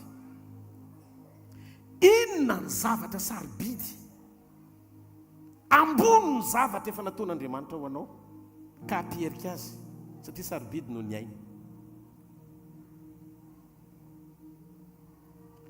Paoly ny teny amin'ny Romana toko faharoa amby telopolo zay tsy niaro ny zanany latokana Andriamanitra ray fa natolony sy nomeny antsika Jesosy. Tsy omen'Andriamanitra maimaimpona miaraka amin'ny Jesosy Kristy koa zay ny raisitsika va ny zavatra rehetra. No zany ny zavatra rehetra ny sokajiana ho ao amin'ny Jesosy vaovao raitsika. Izy ny source na loharano ny fahatsarana rehetra. No zany tsy misy zavatra ataontsika ampierika azy akoatry ny fotsika atolotra azy. Dia misy pasteur tany amin'ny seminaire nanontany, Pasteur Rodolphe, afaka zavainao ve fa maninona ary i Abrahama nanolotra ny Isaka ho fanatitra? Natolony ny Isaka ho fanatitra. Raha tsy manandanja ny fanatitra ao. Dia hoy zao maintsy an'ilay pasteur, tsy laviko zany pasteur, fa toy izy koa ambanimbany kely eo fa navery ny Isaka rehefa avy eo. Noho zany ho anareo le pastera mpandray sakrifisy ny fiangonana ny olona tonga dia mamaritra mafananany dolo dia omenanareo tao hifanatitra Isaka ilay izy andana veriny dolo fa nen'Andriamanitra naveriny.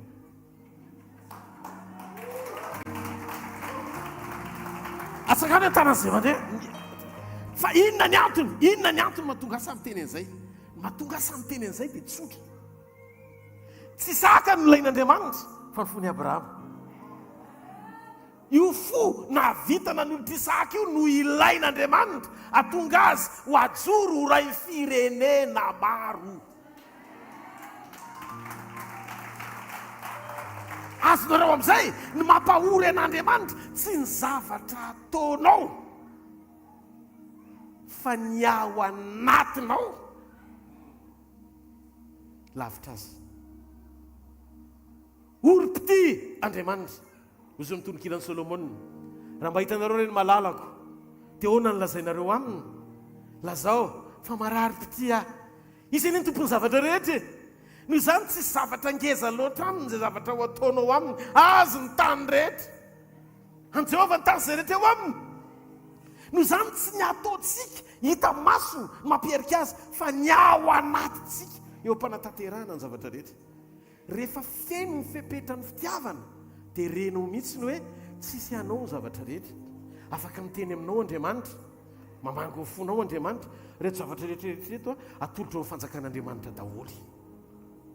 Tsisy antery zany, tsisy fanentanana zany. Fa lanjany fo resy lahatra zany mametraka ny fanjakany ho ambony sy lara-pahamehana ary mihoatra noho ny zavatra rehetra. Fa raha voinao no mitory sy manery ny olona hoe rehefa izao ny zavatra ataonao dia mierika Andriamanitra, fanaovana tsinitsinina ny azo fijaliana zany satria tsisy ambony noho ny ainika hampierika azy zavatra ataonao. Nataonao anao dia mbola ambony lavitra, tena tsy azo akory ampitahaina amin'izay zavatra efa vitanao ny zavatra ho ataonao aminy. Normal amin'ny faniotsika ny fotsika satria tsy tonga midy mihoatra noho ny nataony. Ny alehibe ny fitiavantsika azy dia afaka fohy ny zavatra rehetra ho an'ny fanjakany kotsika. Tsy mahareteka ho an'Andriamanitra. Inona ary zany ny zavatra sarobidy? teto Andriamanitra ny fidy olona voailika. Ty vehivavy ty voailika. Vehivavy voailika. Voalohany, voailika ny fiangonana sy jangajanga mendrika toram-bato. Faharoa, tsisy olona manome haja an'io vehivavy io, fa ny olona rehetra eo an-tanàna na vehivavy efa lany foseran'ny tanàna hoe mialatsiny ary amin'ny teny kalajanga ny fiantsoana azy. Tena voailika io vehivavy io. Fahatelo indray noho ny karazany, satria tamin'izany ny Samaritana sy ny Jiosy tsy mifankahazo. Dia zany hoe raha diky dia olona tratrana conflit etnika fiantsoana azy amin'ny teny frantsay. Zany hoe olona voailika tao anatin'ny fiarahamonina izy. Mahatsapa hoe tsy Jiosy vao ndresaka ary moa izy Jesosy dia hoe ianao Jiosy za Samaritana k'iny nifandraisantsika. Izy ihany koa tsy karazana vehivavy tokony ho mendrika eo amin'ny Jesosy, satria Jesosy masina be sady Andriamanitra izy tsinitsininy. Matetika sika masina loatra dia tsy afaka hiresaka amin'ny olona tsy masina, fa Jesosy masina mihoatra noho isika, fa nanao rendez-vous tamin'ny olona tena faran'izay fatritrany. Jereo masina eo akaikinao pastera, aza mihevitenao masina loatra hoe fa miana amin'ny fiainam-pamasinana tsy marety aka ao an'Andriamanitra. Mahita manomboka androany fanana amin'ny fony Jesosy ny mpitandrina rehetra izay tonga eto, ametraka lara-pahamena ny lanjan'ny fanan'ny olona anankiray mihoatra noho ny zavatra hitany masina fahadisoana ataony. Amen. Eto ihany koa ty vehivavy ty, anisan'ny ohatra anankiray. Ty vehivavy ty dia olona tsy nanana traikefa akory tamin'izay fiarahana tamin'Andriamanitra hatramin'izay. Nefa nampiasain'i Jesosy tao anatin'ny adiny telo ohatra ny fampiresana izy mianaka. Après ny adiny telo tonga dia évangéliste. Mafantatrao ve? Indraindray tsika manana an'izao fotom-pisaina an'izao hoe Andriamanitra tsy mampiasa olona raha tsy nanana parcours na fiarahana tamin'Andriamanitra efa elaela vao ampiasain'Andriamanitra. Ary tsisy fiantraikany fisian'ny olona anankiray raha ohatra ka tsy efa somary naharitra mihitsy izy no nolona niaraka tamin'ny tompo. Fa eto ry havana disoy ny tenin'Andriamanitra zany. Ny fampiasan'Andriamanitra anao tsy miankina amin'ny parcours ny rahanao tamin'Andriamanitra. Ny fampiasan'Andriamanitra anao tsy miankina tamin'ny école biblika lalovanao. Tsy miankina tamin'ny hoe 20 taona nareo no efa dekona na pastera na zao ny fampiasan'Andriamanitra anao. Ary eto ny anadisoky ihany koa ny hoe olona miankina amin'ny fampiasan'Andriamanitra azy. Dia ny fampiasan'Andriamanitra azy iny maridefy hitarafany fa mety amin'Andriamanitra izy. Satria eto olona vao niona amin'ny Jesosy tao anatin'ny adiny telo nandray fanovam-piaina tonga dia nampiasainy. Ka rehefa nampiasainy le olona, tsy izay no midika hoe mety le olona, fa nampiasainy aloha le olona.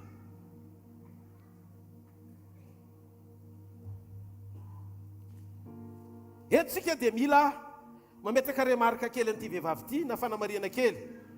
Tsy vehivavy fiangonana izy, fa olona vao niona tamin'i Jesosy dia nahita ny anjara voatendriny.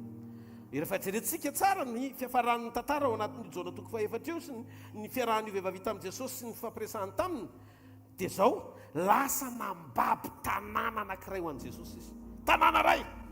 Ary tiako milaza amintsika fa raha ohatra ianao ka mbola hoe tsy nanana an'izay le fiarahana maharitra be amin'Andriamanitra izay, dia afaka mampiasa anao Andriamanitra anao zavatra goavana mihoatra noho ny olona izay efa niaraka tamin'Andriamanitra nandritry ny 100 taona. Ny antony, ny mpianatra Jesosy anie niaraka tamin'ny nandritry ny 3 taona, niaraka teo amin'io tanàna, niaraka tamin'i Jesosy teo amin'io toeran'io. Kanefa ry zareo mbola tsy nambabo tanàna ray ho an'i Jesosy zany. Fa ty vehivavy ty tsisy expérience anakely, tsisy traikefa, tsisy parcours akory raha hoe na CV zany no jerena dia hoe olona mbola tsy ampy traikefa, tsy azo irahana. ny exploit nefa na amin'ny fipoahana dia tadidio tsara indraindray tiatsika hofaritana amin'ny ansainy tena ny fahelan'ny fiarahantsika tamin'Andriamanitra, tiatsika apetraka amin'ny hoe tena hoe olona efa mahalala ten'Andriamanitra be dia be, fa ty vehivavy ty fo disponible, fo vonona fotsiny ampirehety le parole sy le tenin' Jesosy tonga dia lasa dia babo ny tanàna anankiray. Azonareo ve mipetraka le izy? Za ty ametraka androany amin'izao fotoana izao hoe ny zavatra tadiavin'i Jesosy meteza re ho ampirehety ny filazantsara fotsiny ny ao anatinao, fa rehefa mirehitra ao anatinao ny tenin'Andriamanitra tsy azo sakanana ny fipoahanao naizanaiza leanao. Halleluja, halleluja. Io vehivavy io tsy 10 taona niaraka tamin'i Jesosy, tsy 2 volana niaraka tamin'i Jesosy, ndray andro latsaka orany ny saina ny fampiresaka tamin'i Jesosy, fa lasa tafajoro ho vehivavy nofonoana. Azafatra mpamaritra ny hafananao amin'ny fotoana izay ny ainan'ny hafan'izany. Azafatra mpamaritra ny fahombiazanao miaraka amin'i Jesosy amin'ny alalan'ny zavatra hitanao ataon'ny hafa. Zao ao anaty communion misy zavatra, ao anaty fiombolana amin'i Jesosy misy zavatra mbola tsy hitany maso, tsy indrenesiny sofina nanitra tao am-pony izany izy. Tian'Andriamanitra omena ny olona zay ty azy. Rehefa misokatra amin'ny fonao misy surprise tsara ao amin'ny dadanao. Zay ny mahatonga anay tsy miezaka mitoro ny taikefanay eto ambonin'ny altara, eto ambony pilipity. Tsy mijoro eto zahay hizara aminao hoe tsara be ny fiarahanay amin'Andriamanitra, satria tsy voafetra amin'ny fahatsarana hitanay ny fahatsarany tiany ampiasana anao. Te hanokatra amin'ny fonao zahay miombona tsara amin'Andriamanitra, aza me tsara velatsia amin'Andriamanitra. Halleluja. Tapitra ny fotoana ny aina amin'ny fiangonana fahatsarany ivelany. Rehefa masony olona mpanompon'Andriamanitra, fa rehefa tsy hitan'ny olona tandroka sisa tsy maniry.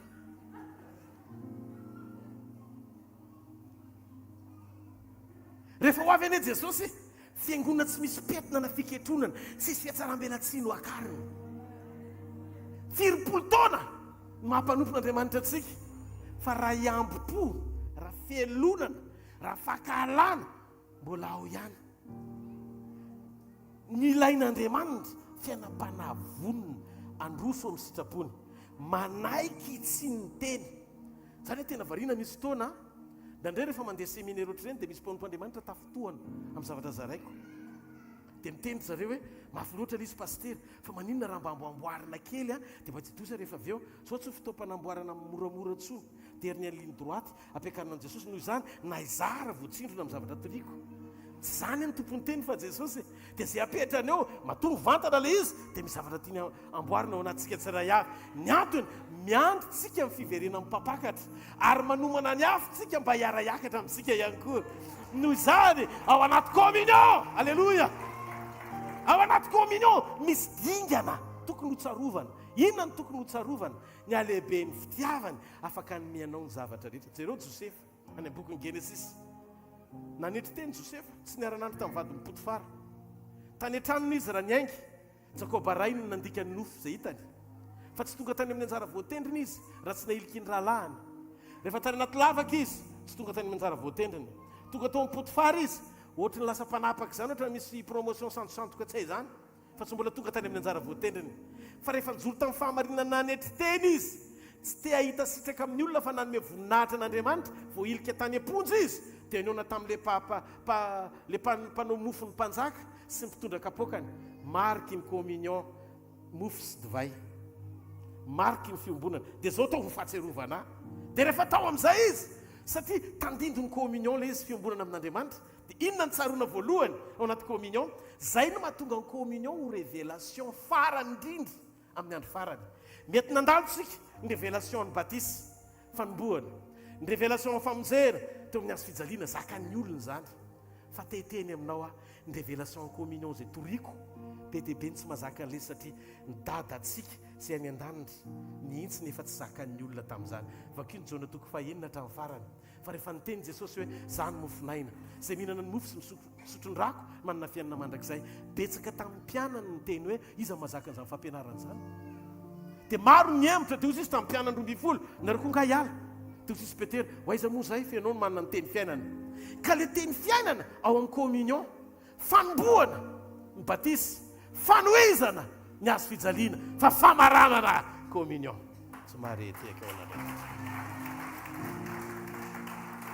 Eno ty teny Jesosy ty amin'ny andro farany ozy Jesosy. Rehefa iverina izy mibosese hiditra vavahady ety ianareo fa vitsy no raisana. Ka zao vanim-potoana zao tsy vanim-potoana hitoriana hoe be dia be antsika, fa vanim-potoana hiomanana ho isan'ny vitsy vorina sy akarina. Somary etiaka hoan'Andriamanitra.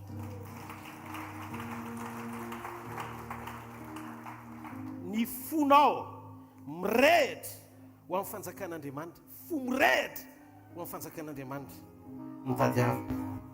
Vehivavy tao anatin'ny ray andro ty vehivavy Samaritany ty tsisy batisa amin'ny fanamasina satria Jesosy mbola teo tsy nandalo Pentecote, kanefa nahazo vilona anankiray tanàna ray. Ry mpampandriamanitra malala isany, tamin'ny fotoana io mbola tsy tonga ny Pentecote, mbola tsy tonga ny fanamasina, mbola tsy nidina ny fanamasina. Ro fitaovana rehetra hoety manatanteraka ny évangélisation mbola tsy vonona tahaka ny omana mpianatra tao amin'ny efitra ambony rihana. Kanefa ty vehivavy ty tao anatin'izany absence ny équipement spirituel d'évangélisation zany hoe ro karazan-javatra rehetra nylay nanaovana évangélisation mbola tsy tao, fa niresaka tamin'i Jesosy fotsiny izy, fa mbola niandro tao amin'ny efitra ambony rihana nefa mpianatra vao nahazo an'ilay izy. Ty vehivavy ty nahazo ny avant-goût. Ty vehivavy ty tsisy fanamasina, vehivavy mitondra ny feo amin'ny fandresendahany fotsiny dia nahavory olona be dia be. Eo ihany koa ny tiako tenenina, tsy rehefa mahavory olona be dia be dia misy fanamasina. Mbola tsy tonga Pentecote fa nahavory olona be dia be ty vehivavy ty. Tsy azo faritana amin'isan'ny olona mivory miaino anao ny succès anao ho mpanompoana eo imason'Andriamanitra, fa miankina amin'ny olona ny ovafona andreanao tena novain'le teny hifanaraka amin'izay zavatra nylazain'Andriamanitra sy nampitondrany anao. Zavatra mahavarina nefa dia zao tsika olona feno fanamasina amin'izao manana fanomezam-pahasoavana be dia be avy amin'ny fanamasina, nefa mahavarina tsy mahasarika olona sy tanàna ray akory miaraka amin'Andriamanitra. Vao defian'ity vehivavy ity sika. Nahoana no midefiantsika ilay vehivavy? Nampisehoany atsika fa na dia absent azy ireo karazana équipement na fitaovana rehetra ilaina ara-panahy ampisy fiatraikany évangélisation na fitoriteny tao dia nahita résultat mihoatra ty vehivavy ty. Ny antony hoeto ho ampiretin'ny afo ao amin'ny fanamasina ny ao anatin'ny fonao mba hanananao karazam-piainana mifanaraka amin'izay zavatra andrasan'Andriamanitra aminao, ampisy fiatraikany eo imason'Andriamanitra sy azahoanao sitraka avy aminy ny zavatra rehetra izay ataonao sy aniran'Andriamanitra anao ho mpanompony. Ny zavatra tiako anairantsika dia zao, ao anatina génération tsika nataranaka be dia be moa amin'izao no mandeha hoe génération Z, génération zao x y sy ny karazany, fa ny atsika zao génération C, génération Krista zany, Christ generation. Amen. Dia ao anatin'ny génération io tsika, fa ny problème dia zao mitady titre zao ny génération ny asa fanompona. Zay zao ny zavatra misy, tady titre. Titre tsy ahitana ny toetran'le tompo titre. Ao anatina génération tsika te ho fantatra eo mason'ny olona amin'ny alalan'ny titre fotsiny, nefa atahorana tsy ho fantatry ny lanitra nefa misy titre. Rehefa iverina mantsy Jesosy teo izy hoe tsy rehetra manao amiko tokotoko nitry ny fanjakan'ny lanitra fa zay manao sitrapondraiky zay ny an-danitra. Maro amin'izany ny teny hoe fa naminany tamin'ny anaranao zay, nanao asa lehibe tamin'ny anaranao zay, mety miteny hoe zay efa apôstôly. zay koa mpaminany zay fa mpanao asa lehibe ao anatina 5 ministère fotsy Jesosy tsy fantatra akory nareo satria ny alalany ianao ny fanaovanao ny sitapony tsy zay rehetra manao fanao ny sitapoko vao fantatra sitapony iainantsika ny alalany atsika fa tsy titre nefa am'izao manomboka mianaka be le titre ary tena miseho le vokatra ary ny manomboka mijoro maneho ny matitoko fafito ny tenin'Andriamanitra tandremy sao tsy fatany tandremy sao tsy fatany rehefa miaino ny atao hoe apôstôly amin'izao ny farany zao tsika tsy le apôstôly mitovy amin'ny apôstôly amin'ny asan'ny apôstôly mitoreny Kristy tsony ny rehefa zavatra hafa ny eny ambavany le apôstôly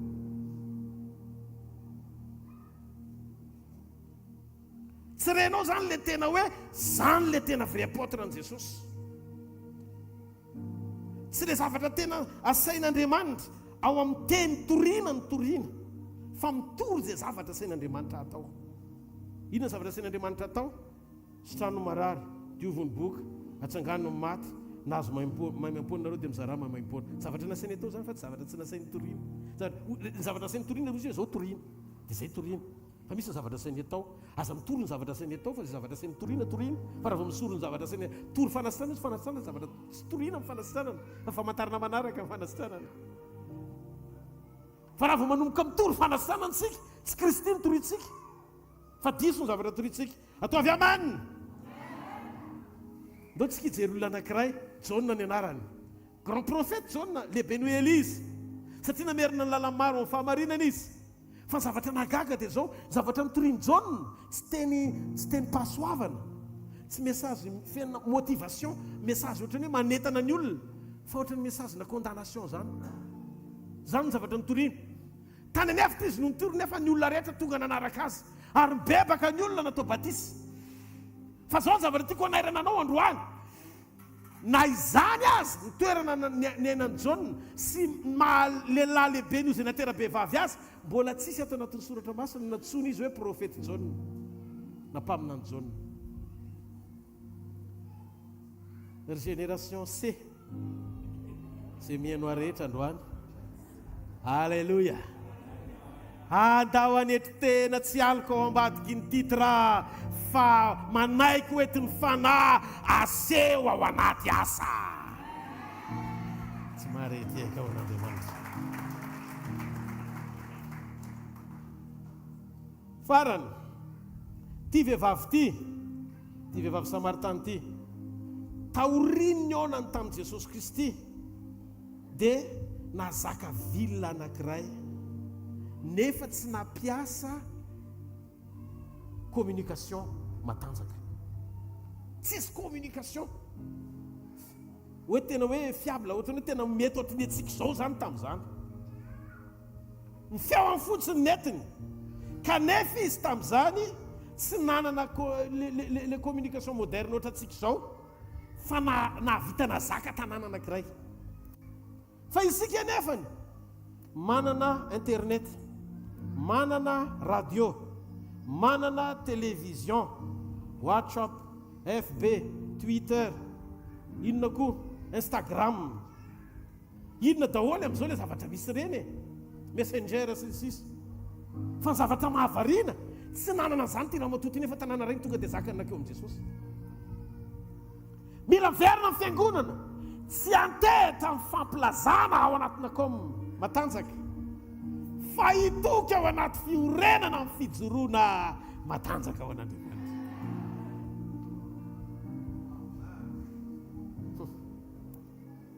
amin'izao tsika kristianina manana moyen rehetra afaka tsika mampiasa an'izany fa tsy hoe tsy hampiasa an'izany akory fa ataovy azo antoka sy mihoatra ho atsika fiangonana ny fahafahatsika mandray teny zaka ny teny andeha ao amin'ny teny mihoatra lavitra no fanatenantsika zay fampilazana anambarana ny fahafahatsika anambarany Jesosy Kristy eo amin'ny fiainam-panompoantsika zao no izy ry mpanompo malala isany eo amin'i Jesosy Kristy teanaitra antsika fiangonana manomboka androany Andriamanitra dia anaitrany ao anatin'ny saitsika alala ny fanapa-kevitra tokony ho raisitsika ary amelona ny hafa ao am-potsika ho amin'ny fahaterena anambara sy joro amin'ny sitrapon'Andriamanitra ho an'i Jesosy Kristy mangataka amintsika tsiray avy ho amintsika mpanompo Andriamanitra rehetra mba hijoro mandrakarivo ao anatin'ny fananana antoka ny atikaizina ny mahazanaky ny mazavatsika. Tadio fa raha mitiany Jesosy dia horita tsisy olona tsony any amin'ny elo fa tiano surpeuplé na ho fen'olona mihoatra any an-danitra. Tsisy olona tena niona tamin'i Jesosy zany ka tsy miaina mivokatry ny fanahy. Vao niona tamin'i Jesosy ty vehivavy ty dia le tanàna natahorany fa tena tonga dia hoe aneso azy teny ratsy azy, iny mihitsy ny nananany fahasahiana tonga dia nandondona tany amin'ny tranon'le vadin'olona nangalariny sy menakavy tao izy hoe andao fa ary Jesosy, misy olona hitako ary tena tonga ny Mesia tapitra amin'ny fotoana fampahoriana. Hitanao rehefa tena nanovanao Andriamanitra dia afaka mienatra ianao, afaka mitahotra ianao, afaka amin'ny tondromolotra ianao, tsy rarahinao tsony zany satria tsy hainao tsony velona, efa lasa ny zavatra taloha, Kristy mivelona ao anatinao. Amen. Ary mba fantatrao na tonga ny olona resy lahatra manaraka azy, fantatry ny olona hoe jirika izy.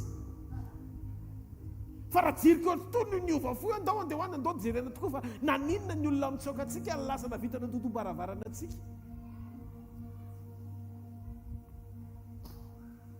Misy olona eto androany hivatana ny teny ary azoko antoka fa hiasa amin'ny fiainanao Andriamanitra. Ataovy miova lara-pahamehana aminao. Amen. Aoka ho hitan'Andriamanitra fa fafenon'ny etaeta ny maniraka anao anao ny asan'Andriamanitra. Esory le motivation hoe te hividy bafy ianao na te hividy azotra, zany manaraka ho azy. Ny zavatra rehetra manaraka ho azy daholo.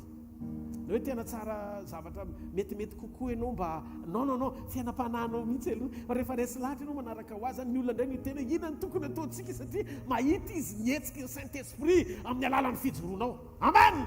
Hita nihetsiky ny fanamasina dia ny olona lasa mafana ny olona hoe inona ny tokony atao, andao zao ny atao andao, fa tsy mila entanina be ny olona. Amen.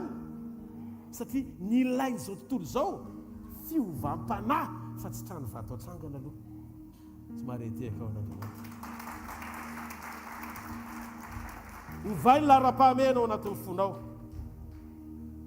Tonga eto tsika tsy hoe hijery pasteur Rodolphe fa mitory teny, tsy hoe hiaino olona, fa tonga eto tsika hiaino tenin'Andriamanitra, iona amin'i Jesosy Kristy. Satria izay teny izay no latsaka eto androany, ary ny teny dia izy Andriamanitra mihitsy. Inoko fa hiasa amin'ny fiainanao zay teny izay tahaka ny ona n'ilay vehivavy tamin'i Jesosy ka nanova azy, nazaka azy, aniraka azy ao tanàna ambabon'ny tanàna iray ho an'Andriamanitra. Farany indimy le vehivavy ny nanambady, indimy ny ovavady. Tonga ny voalohany dia lasa, tonga ny faharoa dia lasa, tonga ny fahatelo dia lasa, tonga ny fahaefatra dia lasa, tonga ny fahadimy dia lasa, tonga ny fahaenina ao an-trano fa tsy izy. Jesosy mifampitony, tsy mahareteka ao an'Andriamanitra. Jesosy mifampitony, tonga mifampitony nanova azy amin'izay. Tonga dia adiny daholo le enina fa le fampitony nanova n'le vehivavy. Fa maninona Jesosy teo amin'ny position fahafito?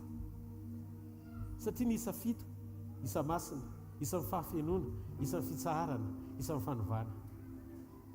Apiditra n'le vehivavy eo amin'ny anjara voatendriny Jesosy. Ary izy le vady fampitony apakatra azy amin'ny fotoana ivereneny amin'ny raha any lanitra. Tsy mahareteka aman'Andriamanitra. Alléluia.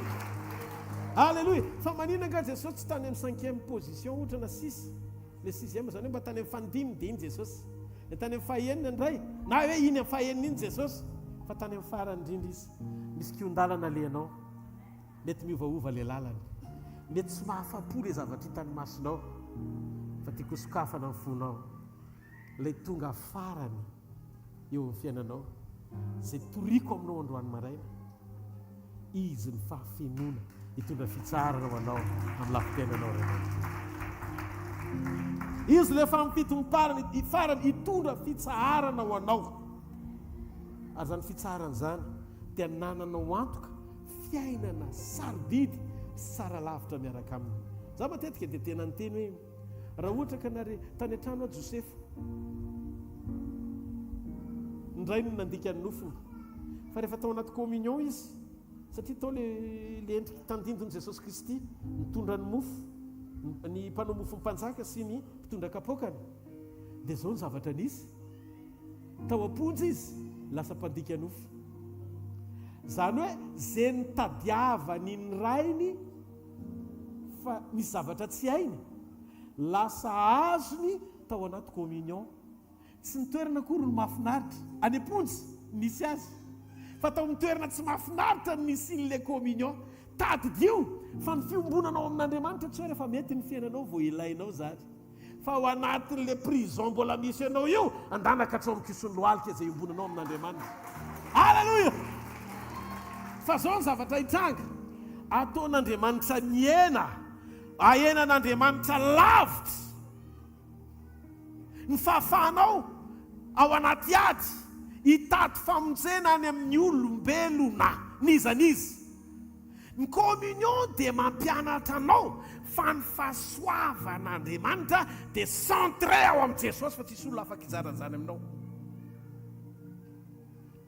Nandeha Josefa niala tao amin'ny rainy tonga tany amponjy izy fa tsy mbola nandika nofo nizaniza tany amin'izay toerana rehetra nalehany fa rehefa teo ny mazo ny communion atserovana an Jesosy Kristy tamin'ny kapoaka sy ny mofo dia noentin'Andriamanitra izy ary ny faranan'Andriamanitra ny fitototoony. Voalohany tsy ngady tsony izy nitsahatra ny fanoliana nitsahatra ny fahafambaraka nitsahatra ireo karazan-javatra rehetra sy fampahoriana ny ainany Josefa fa niditra ho any amin'ny fitsarana izy tamin'izay nilan'Andriamanitra azy ho mpanapaka ny Egypta.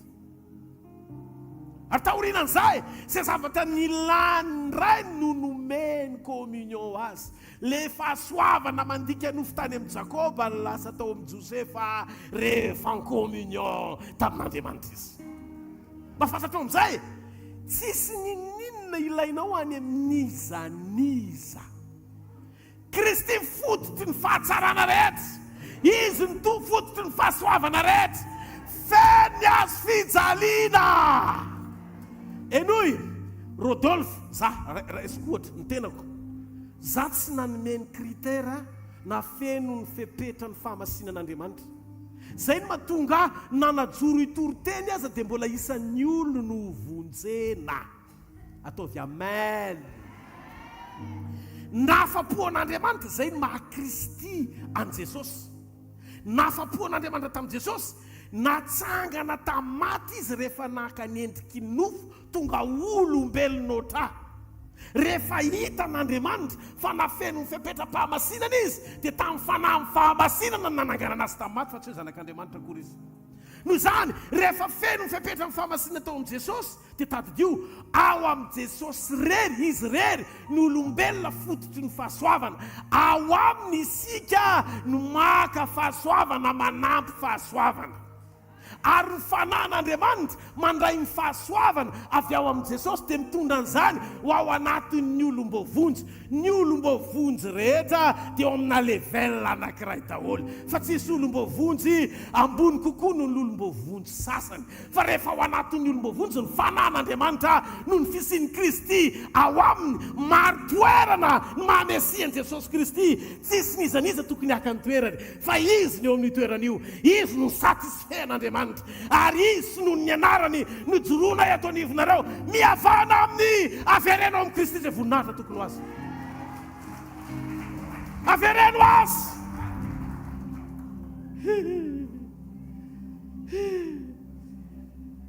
Halleluja. Ahoana moa zany raha satisfait tamin'i Jesosy rery Andriamanitra. Iza no isolo toerana an Jesosy nandrimbona ny fahefana ka ilaza fa ty amiko aloha fahasoavana vao makany aminao. Tao amin'ny efitra ambony-drihana tsy nanantona amin'ny Petera nametra tanana daholo ny olona vao mifindra ny hafa fa vao nilatsaka amin'ny fanahy masina izay nanana ny fanahany nanana tsirairay avy teny an-tampon-dohany ka miankina amin'ny isan'ny lola izy. Tsika rehetrarehetra zany zao androany dia afaka mandray izay fahafenono izay na zany hoe tsy manakana ny fifanajana misy eo amin'ny mpanompon'Andriamanitra. Misy ny zoky, misy ny Baiboly miteny an'izany tsara fa ny mandrimbona ny fahefan'i Kristy dia fanany antikristy,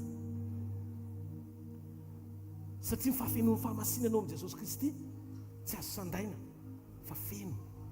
Izy rery ny mpamonjy ilain'ny olona, ary rehefa feno izay fepetra izay dia ho avy izy dia eritreretony hoe za zao rehefa miala eto an-tany dia eo naminy, ianao koa rehefa miala eto an-tany dia eo naminy manokana. Dia izay feona manokana izay tsy misy n'izy izy rehefa ianao sy izy rery ny dikan'izay izy no ilainao mihoatra noho ny manodidina anao. Za tsy nelanelanao na mivavaka ho anao azy hoe noho ny amin'ny Rodolphe dia noho ny amin'ny Jesosy rery ny fantatry ny ray fa tsisy Rodolphe tafiditra, tsisy anarako tafiditra mihitsy any, tsy fantatry ny anjely koa raha vao miteny ka za reka entoriny pasteur Rodolphe dia ny onction mihitsy ny atao anatiko ato e.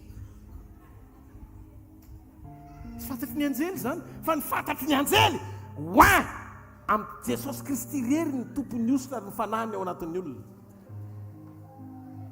Ka mila mitandrina ny fiangonana ny fampianarana, nantsona izara fahamarinana aminao, aneho ny fitiavany aminao, izara ny teny fiainana aminao, fa tsy nantsona hiakinanao ampinoana mijery sy mibanjina amin'ny Jesosy Kristy tompo sy mpanefy ny finoantsika.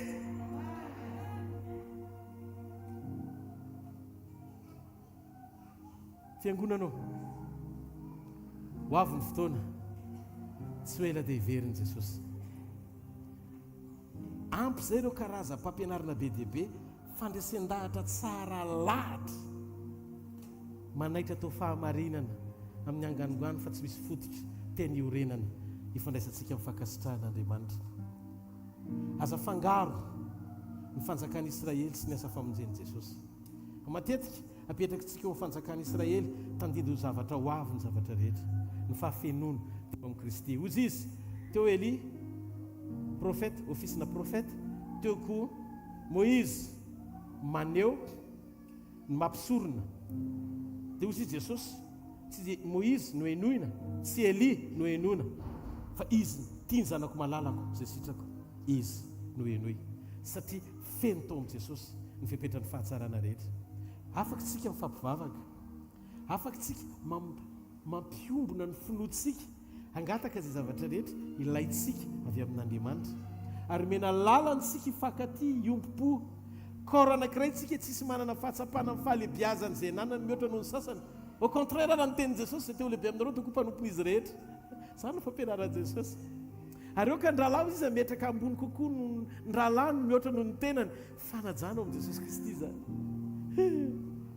Rehefa tena iainana amin'ny Baiboly ary dinihana tsara ny zavatra lazainy teny, tsisy kilema, averiko tsisy kilema, dia hitanao hoe tsy mampianatra anao ny Baiboly ametraka ny toeranao amin'izay position misy anao, dia raha tsy antsoina amin'ny anaranao ianao dia mangarika aminao hoe raha vao tsy misy amin'izao nefa misy an'izany, raha vao tsy antsoina hoe profeta izy tonga dia tsy mamaly manambany azy hoy zany. Non, misy zaza madinika kely areo tafantsana Rodolphe teny ahoana letsy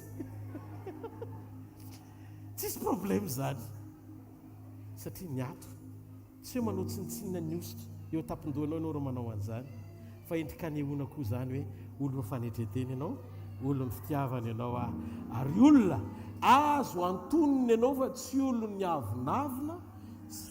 Reo toetra zany no tiany tompo hita. Jereo le Jesosy avy alao ny zaza anantona fa maninona ny zaza anantona, satria zaza tsotra, ka ny tapahatsorana toy ny zaza ny maneho ny tahampiainana tena kasitrahana ambony indrindra amin'ny fiarahana amin'Andriamanitra. Ialao itoetra ny olon-dehibe malala fomba loatra eo. Somary edeka Alleluia. Atsangany ny tanan'izay nandre androany, folo taona androany tsika. Alleluia. Zay folo taona izay folo taona mbola hitombona bebe kokoa indray midingana manaraka. Folo taona alalana ny Kristy mihoatra indray noho nalalana azy omaly. Folo taona androsoana amin'ny fiombonana sy communion tanteraka amin'Andriamanitra mandra-piaviny. Dia aza manana matahotra fa mbola eotra lavitra noho ny fanombohana ny erahany tamintsika tsirairay avy mbola nohiza ny tanany eo amin'ny fiainantsika. Asio tia tanana mafy an'Andriamanitra. Alleluia. Ozy izy tamin'ny Petera vato eo ambony izany vato lampy zany ny ahoriko ny fiangonako, ary ny vavady ny fiainatsita tsy haharesy azy. Io vavady mielo tsy haharesy ny fiangonan'i Jesosy zany io. Tiako fantatrao fa mivoako mpandresy farany eo amin'ny fiainanao, mbola ianao ihany ny rôlina farany eo. tsy maninona zay mandalo rehetrarehetra alleloia avelao ny zavatra rehetra andalo fa ny fahefan'ny Kristy zay tompony teny farany tsy anary ianao izy tsy amelanao irery izy tsy amelanao kamboty izy tianao ny fitiavana mandrakizay izy tsy horaraka mandrakizay zany ianao ary minoa nareo amin'ny anaran'i Jesosy fa ny tanan'Andriamanitra mahery tsy ala amin'ity fiangonana ity zany mandra-piveriny apakatra azy tsy mareteka aman'Andriamanitra halleluia halleluia mino androany maraina fa ikasika ny fiainareo tsara iavoko Andriamanitra mitsangana amin'ny toerana misy ianao afofany amin'ny lanitra ny tananao dia misaora azy amin'ny fonao manontolo teneno izy androany sotrany amin'ny teninao Jesosy zany teny zany ho vato fantsika ataopoko atsarovako mandrakariva ny fahamarinanao fotoana zao tokony hitandremana ny zavatra enona sofina ndreo mampivila fahamarinana ao amin'ny anganongano mafinaritra fotoana zao androsonay amin'ny fiombonana amin'Andriamanitra tsy avinaviny zany ainay ny manaja ny zokiolona ainay ny manaja ny ray aman-dreny ampinoana ainay ny manaja ny olona tsiray avy zay nitendrenao ao anatin'ny ministera na apôstôly na evangelista na mpaminany na mpampianatra na mpitandrina zany rehetrarehetra zany ainay mametraka azy ny fanaja sy tena hoe anome voninahitra n'Andriamanitra amin'ny fisiny fa jamais zay ametraka ny toeran'ny olona na ministra n'Andriamanitra eo amin'ny toeran'Andriamanitra zany sanatria zany le toerana tokana mendrika ankofana sy miamboninahitra dia ny anaran'i Jesosy rery izy le mpanelanelana tokana amin'ndray ny ambony rehetra zay rehetra dia mpanompono ao Andriamanitra misaotra tompony amin'izany teny zany androany misaotra fa tsy nataoko kainy ny sakana tonga anao tsy eo namiko fa nampanota tahaka an'ity vehivavy ty zaka ohatra mbola isan'izay velona manapofinaina mbola misy anteninaina ny amiko androany zany nahatongavanao eto Andriamanitra tsy hijery ny faratsin'ny olona ianao fa te hita ny fiovam-pon'ny olona ianao sokafy ary ny fonao androany miresamy Jesosy eto izy androany eto izy amin'izao fotoana zao tonga izy hiaino anao tonga izy tena hijoro amany Mesias lay mpamonjy tokana mora azo amin'ny andro fahoriana eto izy androany tolakandro teneno izy amin'izao roa sy minitra zao mila anao ny fiainako Jesosy ianao ny fanantenako ianao ny rehetra ato amiko ianao ny faniriko ambony indrindra ampio a Jesosy eo ampio amin'ny alalan'ny fanamasinao fanamasinao meko anao ny fafana tantera hitaridalana ampitoetra ao amin'ny sitrapony ray tsy isy androany Andriamanitra no karazan-javatra rehetra mbola mety niainako hatramin'izay tamin'ny fahavaro-mbarianana tamin'ny fahazaran-dratsy tamin'ny fanao tsaraka ny sitraponao raisiko ny rano sarobidy anasa anay tsiraray avy anasa amin'ity androandroany ity diovy zay Jesosy eo afao zay satria anao mpamonjinay ny fisetonay hitanao ary tsisy miafina aminao ny fiainanay vonjeo zay Jesosy eo angatao Andriamanitra mba hanadio anao ny rany anaisotany vesatra rehetra ao anatinao mba hita ny fiombonana sy fihavanana aminao Andriamanitra anie ka hita ny voninany ianao androany raisy zany raisy sokafo ny fonao raisy ny teny halleluia sotra Jesosy eo sotra fa miasa mahery ianao amin'izao raha sy minitra sekondy zao inoko fa miasa tsy misy masakany ianao ary tsy misy arombaka amin'ny tananao mandrakizay dia raiko mandrakizay tompony anaranao amin'ny anara maheriny Jesosy Kristy avy any Nazareta amen ndao tsika ity tanana mafy eo an'Andriamanitra alleluia atsangany ny tanantsika zay natsapa hoe nandray teny fiainana izy androany ataovatra misaotra Jesosy ho tehiriziko ny teninao raisiko ny teninao zanakao aza hidina aza ny taninao fa misoran'Andriamanitra amin'ny fonao manontolo tiaka sitraka sy ny mivoninahitra anao Andriamanitra ny amin'ny fotoana androany misaotra ny amin'ny teny ny amin'ilay fiangonana andrasanao fiangonana irinao ho akarina misaotra ny amin'ny teny mpanitsina rehetra toy ny sabatra roa lelo zay manindrona mampisaraka hatramin'ny tona sy ny tsoka ary ny ain'Andriamanitra mandrava no zavatra rehetra tsy araka ny sitraponao zany ny teny fiainana androany raha hita ianao marary apetrao mifaritra marary ny tananao fa hivavaka ho anao miara hivavaka isika za fotsiny manetana ety aloha fa ianao koa hivavaka araka ny teny Jesosy hoe rehefa voatoro ny filazantsara ny fahamarinana ny famantanana manaraka an'izay mino dia ametra tanana marary teo sitrany mino an' Jesosy dolo isika apetrao amin'ilay faritra marary ny tananao fa hivavaka isika ndao hiaraka isika hivavaka ray ny anaran'i jesosy niza marary tonga eto eny amin'izay faritra ipetrahan'ny tanany miantso anao fanamasina miantso anao asy ny hery sy ny fahefana taon'i jesosy kristy tamin'ny diakapoka izay nieretany hoeto andriamanitra ny fahasoavana amin'ny fanasitranana hoe ny tanana izay mametra tanana amin'ny faritra marary azy dia oko amin'izao rasy minitra sekondy zao atsiary fanasitranana izy avy aminao za tena mino fa feno eto ny herinao androany ary ianao no natateraka an'izany fa tsy olombelona fa noho ny amin'ny teninao satria nino anao zay ary noho ny heri ny anaranao dia azoko antoko androany jesosy fa amin'ny anaran' jesosy avy amin'ny nazareta raiso ny fanasitranana anao ninona rofo rehetra ninona vesatra rehetra ilay mahatoko sady marina teo mitoeranao dia manana ny hery feno sady ampy anatanterahana an'izany tamin'ny diakapoka izay nieretany raiso ny fanasitranana raiso ny fanasitranana raiso ny anaran'i jesosy zany dia misaora azy amin'izay dia vofany amin'ny lanitra ny tanao dia teneno izy misaotra jesosy tena misaotra fa nisitrananao olonafaka jesosy eo ianao no nanasitranao no ny hery ny anaranao no ny hery ny fahasoavanao no ny hery ny fahatsaranao voninahitra ny eo anao rery mandrakizay amen dia hafa mafy an'andriamanitra orakoraka mafy eo an jesosy halleloia atsangany ny tanan'izay voatandro any ataovatra zao mba hitako dia zao atsangany ny tanan'izay olona sitrana narary ianao dia natsiapa hoe nikasihan' jesosy ataovatra zao hoe ataovatra zao mba hitako ataovatra zao halleloia ndao hitya tanana mafy be eo an'andriamanitra ndao hitya tanana mafy be eo an'andriamanitra voninahitra ho an' jesosy kristy tompontsika rery ihany zay fazatra amin'ny taloha indrindra kehitriny ary mandrakizay amen ndasantsika ampanimpandiamanitra manaraka asintsika tia tanana orakoraka mafy hoan'ny tompo atao halleloia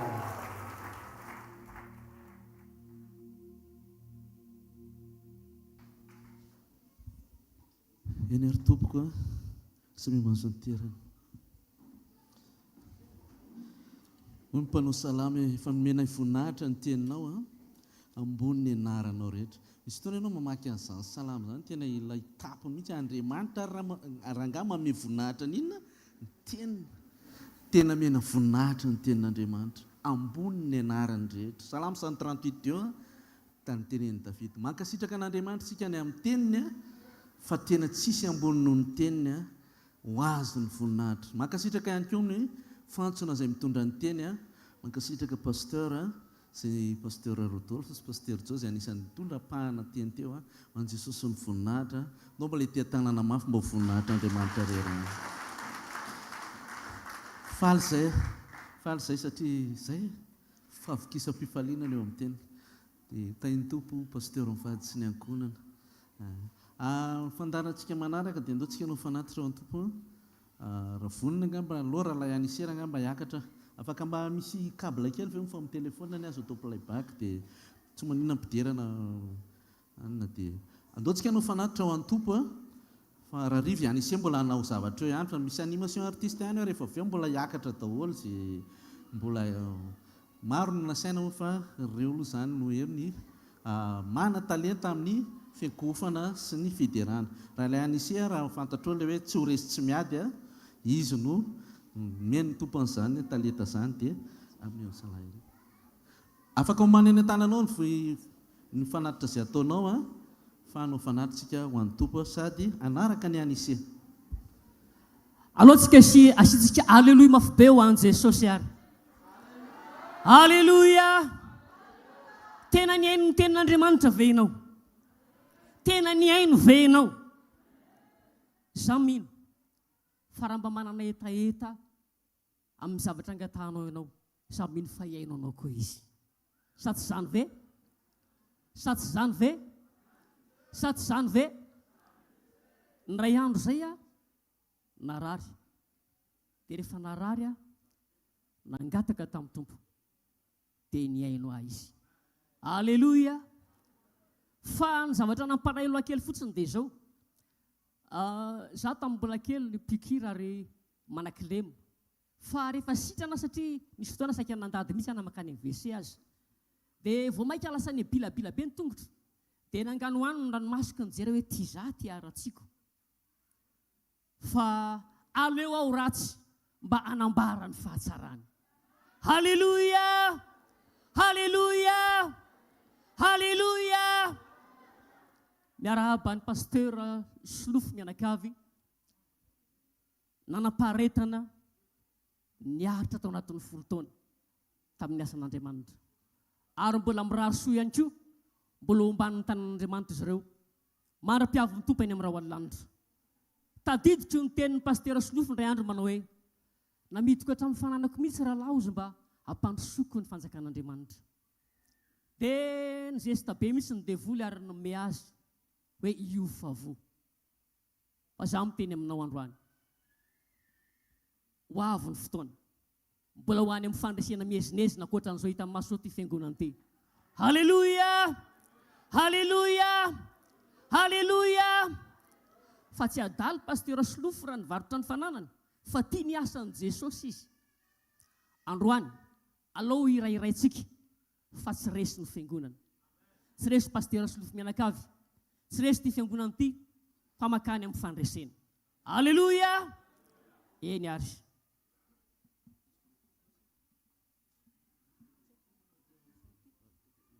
Eny ary tonga dia mandeha ny ampanarina fanatitra dia manomana mandram-piomany rahalahy anise dia afaka tonga dia atao le fanatanterahana ny fanatitra filazana kely fotsiny mety amintsika misy miteny hoe atao aiza le tsodrany rehefa any fa tonga dia ndray mandeha tsy miverina ny fanatitra eto raha voniny ianao hoe nandrindra an'izany hoe tsodrany tonga dia alefaso anaty fanatitra daholo zany izay nomaninao amin'izao fafolo taona izao ray mandeha tsy miverina tompoko fa tsisy hoe indrona intelo fa ataontsika ho an'Andriamanitra mba voninahitr'Andriamanitra izay fanatitra rehetra ataonao tonga dia afaka ataonao anatin'ireny ranabavy izay manao ny fanatitra ireny ny androany. Rehefa vonina rahalahy anise dia alefaso ary le rahalahy malala io zavatra mba hijoro vavolombelona kely sady manaty fanatitra fa tena tamin'ity asa fampony ty vao nanomboka tamin'izany moa namokanamoka iny para izao manana anao iny izy le tsy ho resy tsy miady iny fa tena hoe tena kely aina fatratra avy any Etosy izy miezakazaka makaty anao evangelisation miaraka aminay eto mahitsy dia mbola modiny arivo zany natonga nyty rahalahy ty ary tena tsy adiniko mihitsy zay natonga hoe raha mbola misy zavatra koa ataon'ity fiangonana ty dia miara-miasa amin'ny rahalahy iny dia mahafinaritra izy iny tena ho an'Andriamanitra tena mikelaina iny amin'ny asan'ny tompo. Alleluia. Dia afatananao fa tena manao zavatra izy dia mahafinaritra marobe moa zany ny rahalahy reo no tamin'izany pasteur Andrindra reny manao evangelisation be mitrampokin'olona marobe zay tamin'izany ary rahalahy reo dia tena tian'ny olona dia tena hoe nisy akony be teo amin'ny fiangonana. Dia afatra kely ho anao raha ohatra hoe sendra hoe anao asa fampony ianao hitory filazantsara rahalahy anise dia afaka miara-miasa amin'ny fiangonana rehetra. Dia misy ihany koa raha rahalahy-mpanakanto sy ranabavy mpanakanto mpanataleta moa ozy boditseo hoe tsy mety le mpanakanto dia afaka miara-miasa bodikely sy vero ranaivison Andrindra miara-miasa amintsika amin'ny asa fitoriana filazantsara dia afaka makazitsika fiangonana mino fa ho gratuit satria mandehana mitoria filazantsara maimaim-poana ho an'ny olombelona rehetra. Amen. Ao ve rahalahy anisely izy? Tsisy kabla ve? Inona le izy? Hira vavony le izy fa reny ataony daholo le hira ahafantarana azy reny sa le tsy ho resy tsy mety aloha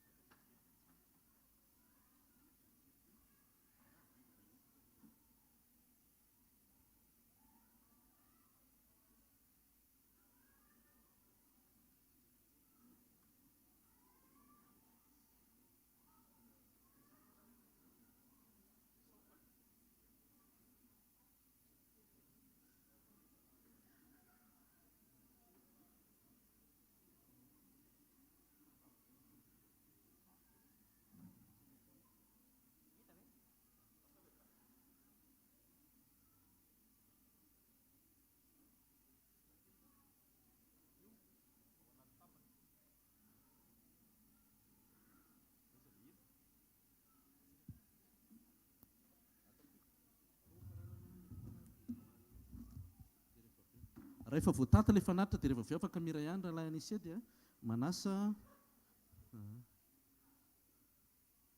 afaka miakaty antsika dia ndoantsika hitsangana aloha ary isaotra ny tompony amin'ny fanatitra izay nataontsika rehetra. Asandrato aty aloha ny tananao dia tena ny fanatitra rehetra dia miditra tanteraka ao amin'ilay mpisorona be tsy dimbiasana Jesosy Kristy avy any Nazareta ny anarany. Izy ilay natao tahaka ny Melkizedeka ozy ny Hebreo izy nomentsika ny fanatitra ny fiangonana ary izy no ankalazaintsika fa tsy ny 10e anniversaire ho an'i Jesosy ny fanatitra rehetra ny tiasa fanompony ty. Raha eo misaotranao zay amin'ny anaran'i Jesosy ianao ilay mpisorona be natao tahaka ny Melkizedeka. Tsy dimbiasana ianao, tsy misy tsony zany mpisorona sy levita zany fa ianao no izy Jesosy raisy ny fanatitra. Ianao ny lohan'ny fiangonana tompo, raisy ny fanatitra ho fankalazana ny amin'izao fifaliana 10 taona izao. Ho an'i Jesosy ny fanatitra rehetra izay natao eto mba ho voninahitra Andriamanitra rery any amin'ny anaran'i Jesosy. Amen. Dia hafa tanana mafy mba ho voninahitra Andriamanitra rery any. Samino azo niterana fitohizan'ny filazana rehefa vera ilay anisy afaka mira ihany. Ny fotoanantsika angambany aorinan'ny vavaka famaranana izay hofaranan'ny pasteur Rodolphe rehefa avy eo dia misy fiarahana misakafo sy fiarahana mifaly eto mba ho voninahitra Andriamanitra rery ihany. Ny fiangonana moa tamin'ity 10 taona ity dia niezaka mihitsy ndoraka mba hamono omby dia mino fa tsisy hoe fa tena fifaliana. Namaky ny tantaran'ny Solomona ienona reo inge olona fa tena ndraindray madity mahatra veranga kristianina amin'izao sa